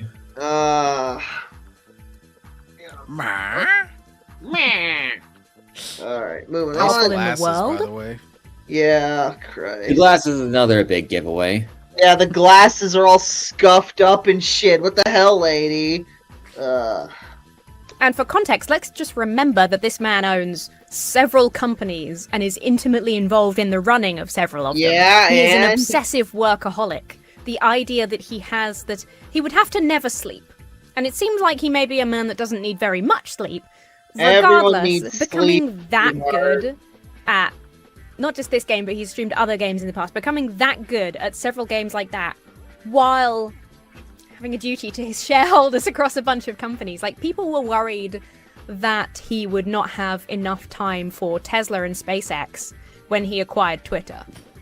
How has he got the time to be in the top 100 players, like the top 100 Well, he hired characters somebody to in level the up his character for him because he's rich. Oh, It's pretty wow. easy Yeah, to figure out. exactly. It's like as Vince McMahon would say, it's all about the money, Austin. It's all about the money. And then Stone Cold crushed a can on his head or something. And then someone was like, "What? What? What?" He crushes 2 cans of beer together and then assaults his boss. Yeah. Yeah. Pro wrestling is literally that one job in the world where you're allowed to drink on the job and assault your boss. Yeah. And Vince McMahon goes, Yes. Yeah. Oh my god. you're also allowed to kidnap your boss's daughter. Yeah. You can do that too, yes. You're also allowed to start a cult and kidnap people. Yeah. Yeah. And that's the bottom line, because Stone Cold said so. Yeah. Anyway. World at Path of Exiles 2.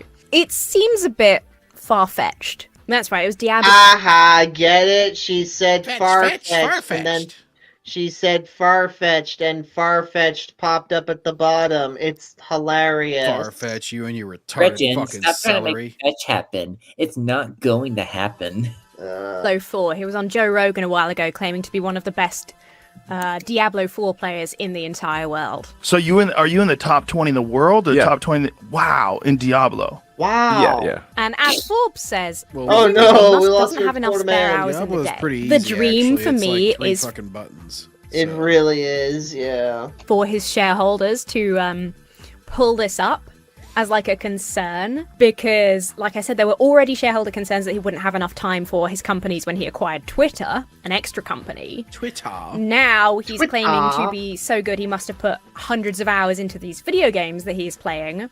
The best thing for me would be if they called that out and he had to prove that in fact he had, what people are claiming is that he hired or got other people to boost his characters for him, essentially to level up his characters. Yeah, yeah. what's And you wrong know, with that? as somebody super rich and busy, I don't even care.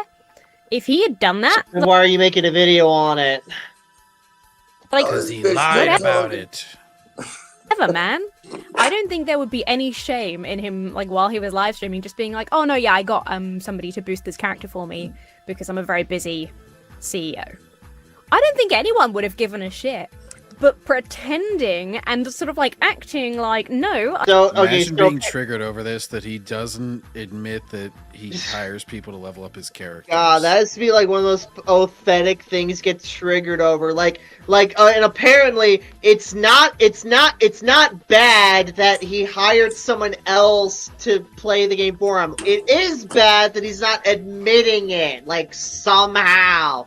That's like saying, hey, it's not a bad thing you stole a cookie out of the cookie jar. It is a bad thing that you lied about not stealing a cookie out of the cookie jar. That's basically what she's getting at here.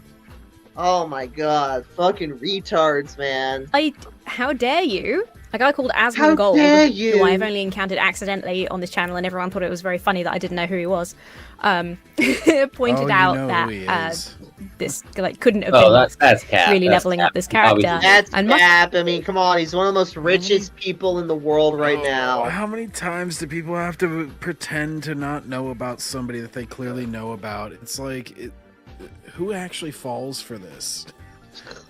What are the reaction that they're hoping to get from this? Just like, oh, wow, this person's pretty cool. They're so above it all, they don't even know this other guy. Yeah. Oh my god. Musk responded by taking away his Twitter verification. Lol. Oh my god. Sure. Sure, pal.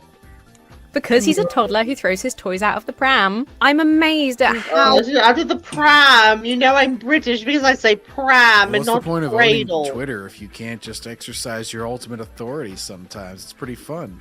Yeah. How often he does this, given that his takeover of Twitter was claiming to in part be driven by a desire for free speech and to stop censorship on Twitter. Yep. And yet the people that he will remove and unverify because they've criticized Unverifying him someone is not censoring is them. just... Yeah. Oh, it's hilarious to me. So there's this whole Reddit thread in the Path of Exile 2 subreddit.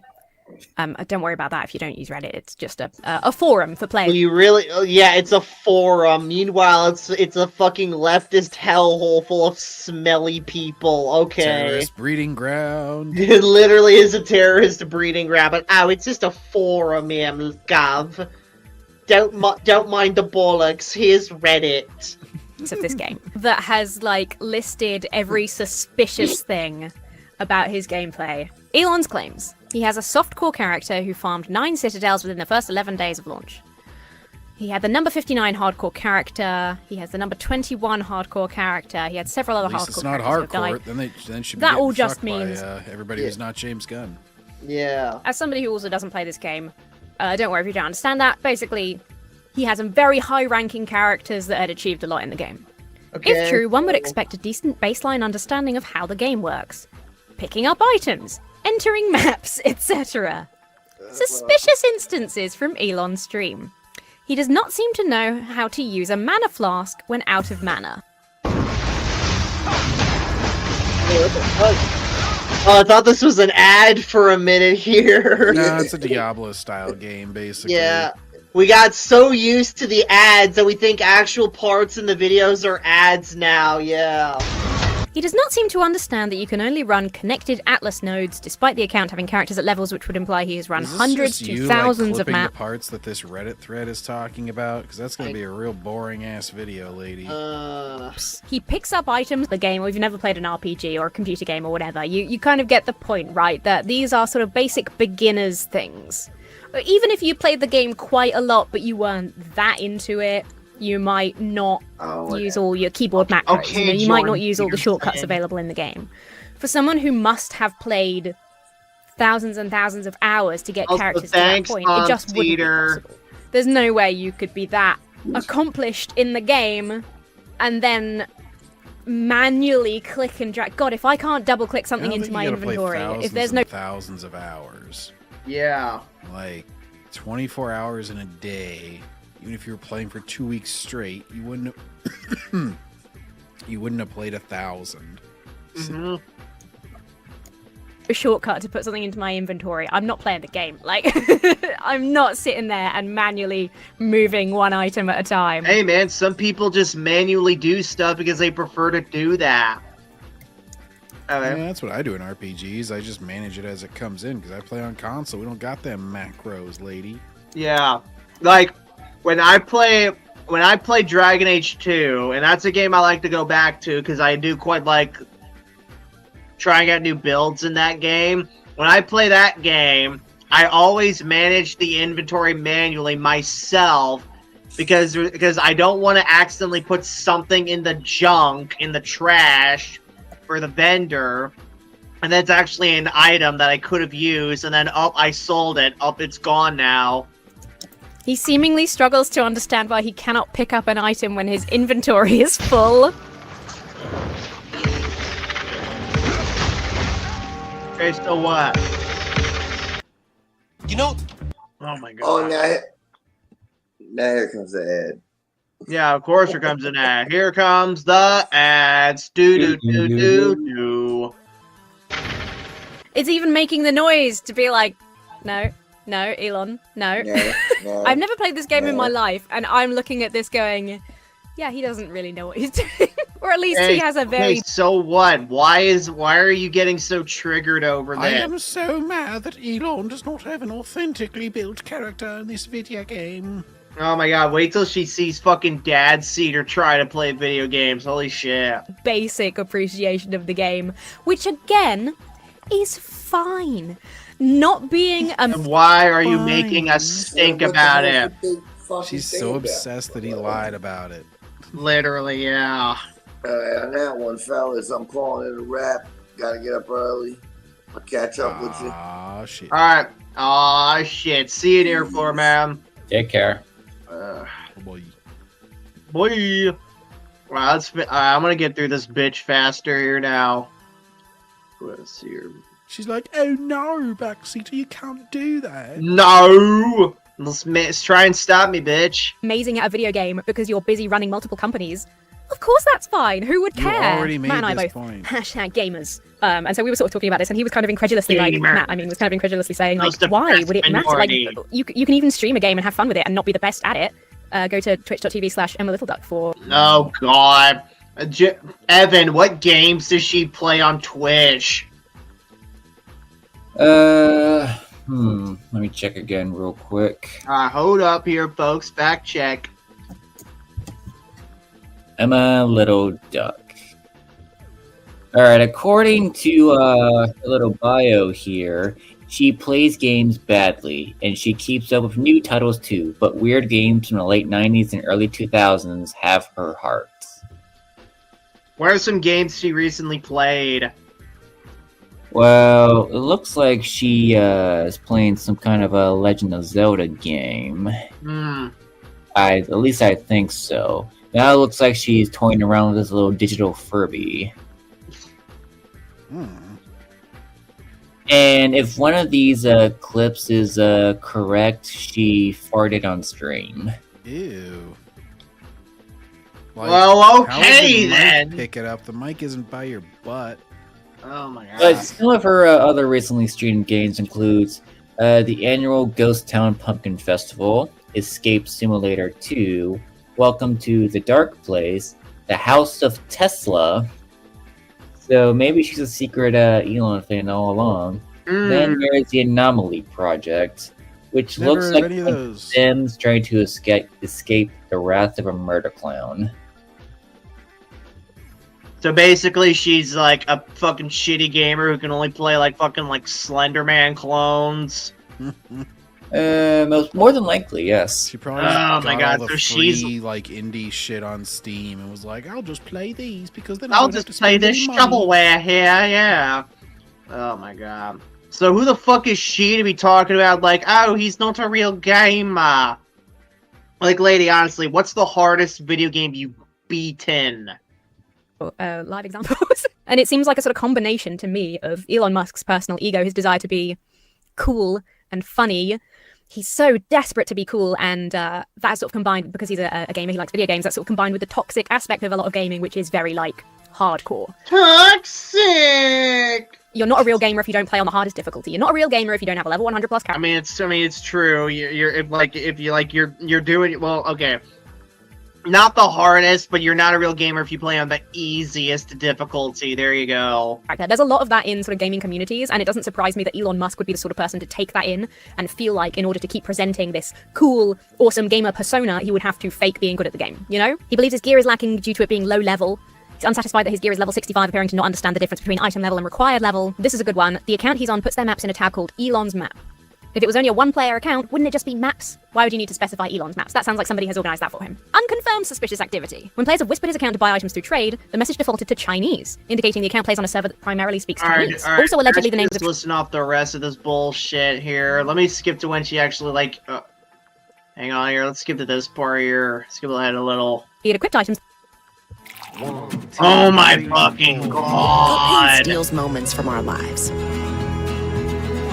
At OrthoFeet, we design and engineer. It made no sense for a magic user, or indeed any Elden Ring player. He didn't even equip his healing flask, a standard item acquired at the beginning of the game. Amusingly, Musk's character held 2 shields, a ridiculous burden that offers no tactical advantage whatsoever. This is the kind of game where a slightly heavier helmet can make a serious difference, and again, that is why I'm not interested. I like games where my helmet gives me +2 charisma, and I quickly swap it on so that I can convince someone to give me an extra £3. You should watch me play Dread Delusion at Little Duck Gaming on YouTube. Needless to say, his I can't wait to see your elite gamer skills. Yeah, totally, lady, yeah. Elden Ring build was ruthlessly mocked. It's like, yeah, she's probably gonna be like, it's like, haha, Elon should have gotten good like me, bro. Oh my. There's a couple of other things here about just his sort of pretending to be really into pop culture. On X, Musk described Tesla's Cybertruck as an armored personnel carrier from the future. What Blade Runner would have driven? Who's Blade Runner? He's obviously referring to like characters in the movie, lady. Sorry, you don't get it. Not even convinced. Oh my god. Indeed, it would be perfectly reasonable if Musk had never watched, read, or played much when it comes to the staples of science fiction. The man has a lot of responsibilities. This is what I'm saying. No doubt Musk has more important things to do with his time than wandering the wastes of Elden Ring, 2 shields in hand. And having the time to ingest an unhealthy amount of media is hardly something to brag about. Indeed, it would be something that, in my opinion, you would keep to yourself if you did, because it would potentially worry investors and shareholders. So I presume the shareholders don't voice these concerns because they see this news pop up and see, oh, he's lying. He's exaggerating. And clearly he's not devoting time to things other than his companies because he's paying somebody in China to level up his characters for him. Phew, what a relief for me as a shareholder. And that's the only reason that it's not become like an issue for him. Part of his interest in space has always been his love of sci-fi. Mostly he refers to the Ian M. Banks Culture series of novels. And I often wonder if he skimmed past or sort of forgot about the parts where the sort of utopian culture citizens can change sex at will. People who were just male can become female and So because Elon disagrees with the fucking sex change IRL, then that means like he's a hypocrite for liking the books? Like, lady, it's not how that works. Don't you judge your entire opinion of something based on whether it supports one specific political belief of yours? Oh my god. He probably is. He probably is a legitimate fan of Ian M. Banks because he talks about him all the time. But because he lies so often and exaggerates. Oh, he lies now, apparently. Okay. His knowledge of pop culture and his interest in science fiction. Elon Musk is the perfect example of the, like, cool, hard dude bro who claims to love everything about the Matrix and bases their terminology and language on the Matrix without understanding anything about the Matrix. Media literacy! Means, or people who made it. Which is something that I, as a person who studied film and loves sci-fi and horror, and the people who made it were cool at the time. Unfortunately, they later turned into freaks, so... Yeah. Not anymore! And ironically, when they turned into freaks, they started making really shitty movies. Yeah. So it's unfortunate, but yeah, whenever they made The Matrix, they were still sane. Yeah. Learning and study into deciphering what films mean and what pop culture can mean, I find that deeply frustrating. When there's like a blue pill, red pill meme picture, and it's always something ridiculous like the blue pill is, woke culture, and the red pill is reality, something that completely fundamentally misunderstands everything about... No, it doesn't. It still goes with what's in the movie. Oh, let me ask you this. What the hell does red and blue pill mean in the movie then, other than accept face reality or continue to live in the lie? She probably thinks it's some trans allegory, and anybody who interprets it any other way is obviously lacking media literacy. Yeah. So they always do. They come to some vapid conclusion, and then they're like, "That is the way to read the scene." Yeah. So that's, I guess, another reason why I find Elon Musk unbearable. Here's my kind of conclusion, my final thoughts on Elon Musk as I keep referring to him as a character because I find him to be sort of a caricature of... We've gone from I'm not bothered by this and I didn't originally know who he was to that's why I find him so unbearable. Okay then, lady. Yeah, okay. Himself in many ways, which is also something interesting. But here's my sort of rounded up version of my thoughts. It's hard and probably unfair to talk about Musk without talking about the companies he runs that people are understandably interested in and invested in, like personally invested.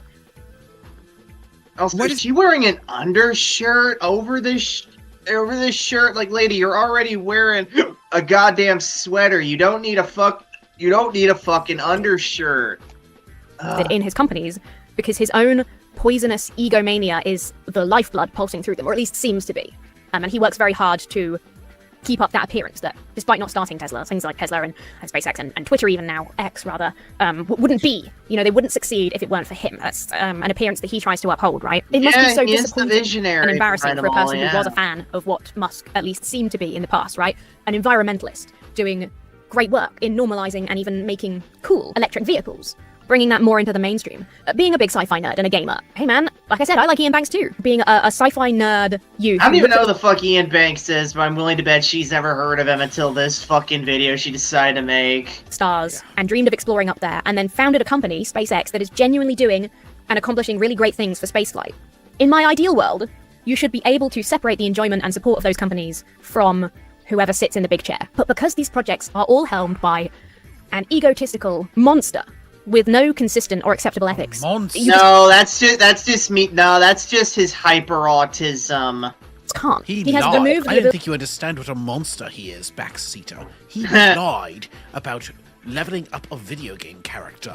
So and he did this. How horrible. Yes. He waved to an audience in a way that I do not like. And as we all know, the most egregious crime of the Nazis was doing that salute. They didn't do anything else wrong. It was all about that salute is why people hate the Nazis. For a lot of his support base to support him. And again, if you read Character Limit, you get a sort of first-hand insight as like a microcosm of that within Twitter, where, there were the people that were excited based on the good things that he's done. Starts, throwing people into gas chambers and shit, because people didn't hate the Nazis because they did a fucking Roman salute. So that's really pretty inconsequential at the end of the day. Yeah. The companies, and maybe this will move in a really positive direction, becoming immediately disillusioned with that when he's firing everyone and just messing everything up. It's sad, and I think the answer, the solution to this, as with many of our problems, is to adapt our system. And it never did. Whenever he fired like 80-something% of the workforce, and you were all like, "It's gonna stop working this weekend, guys. Ooh, Twitter's gonna go offline. Waiting for it, guys. It's about to happen any minute now." Oh, wait a minute. It's been fucking 3+ years and it never happened. Turns out those people actually were just that useless.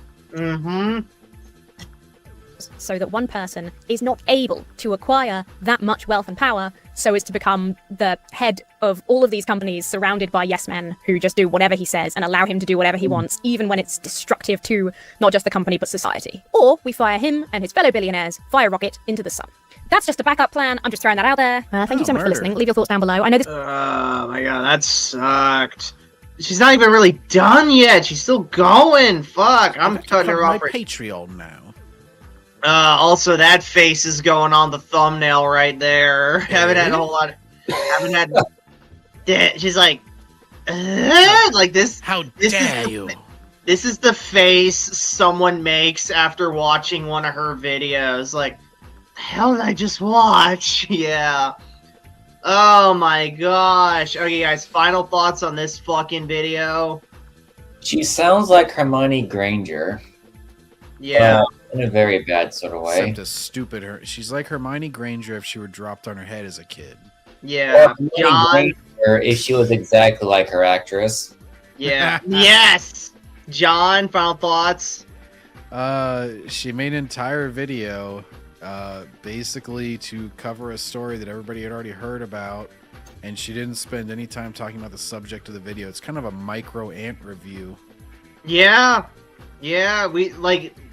Oh. Where we spend 90% of the video off subject. Yeah.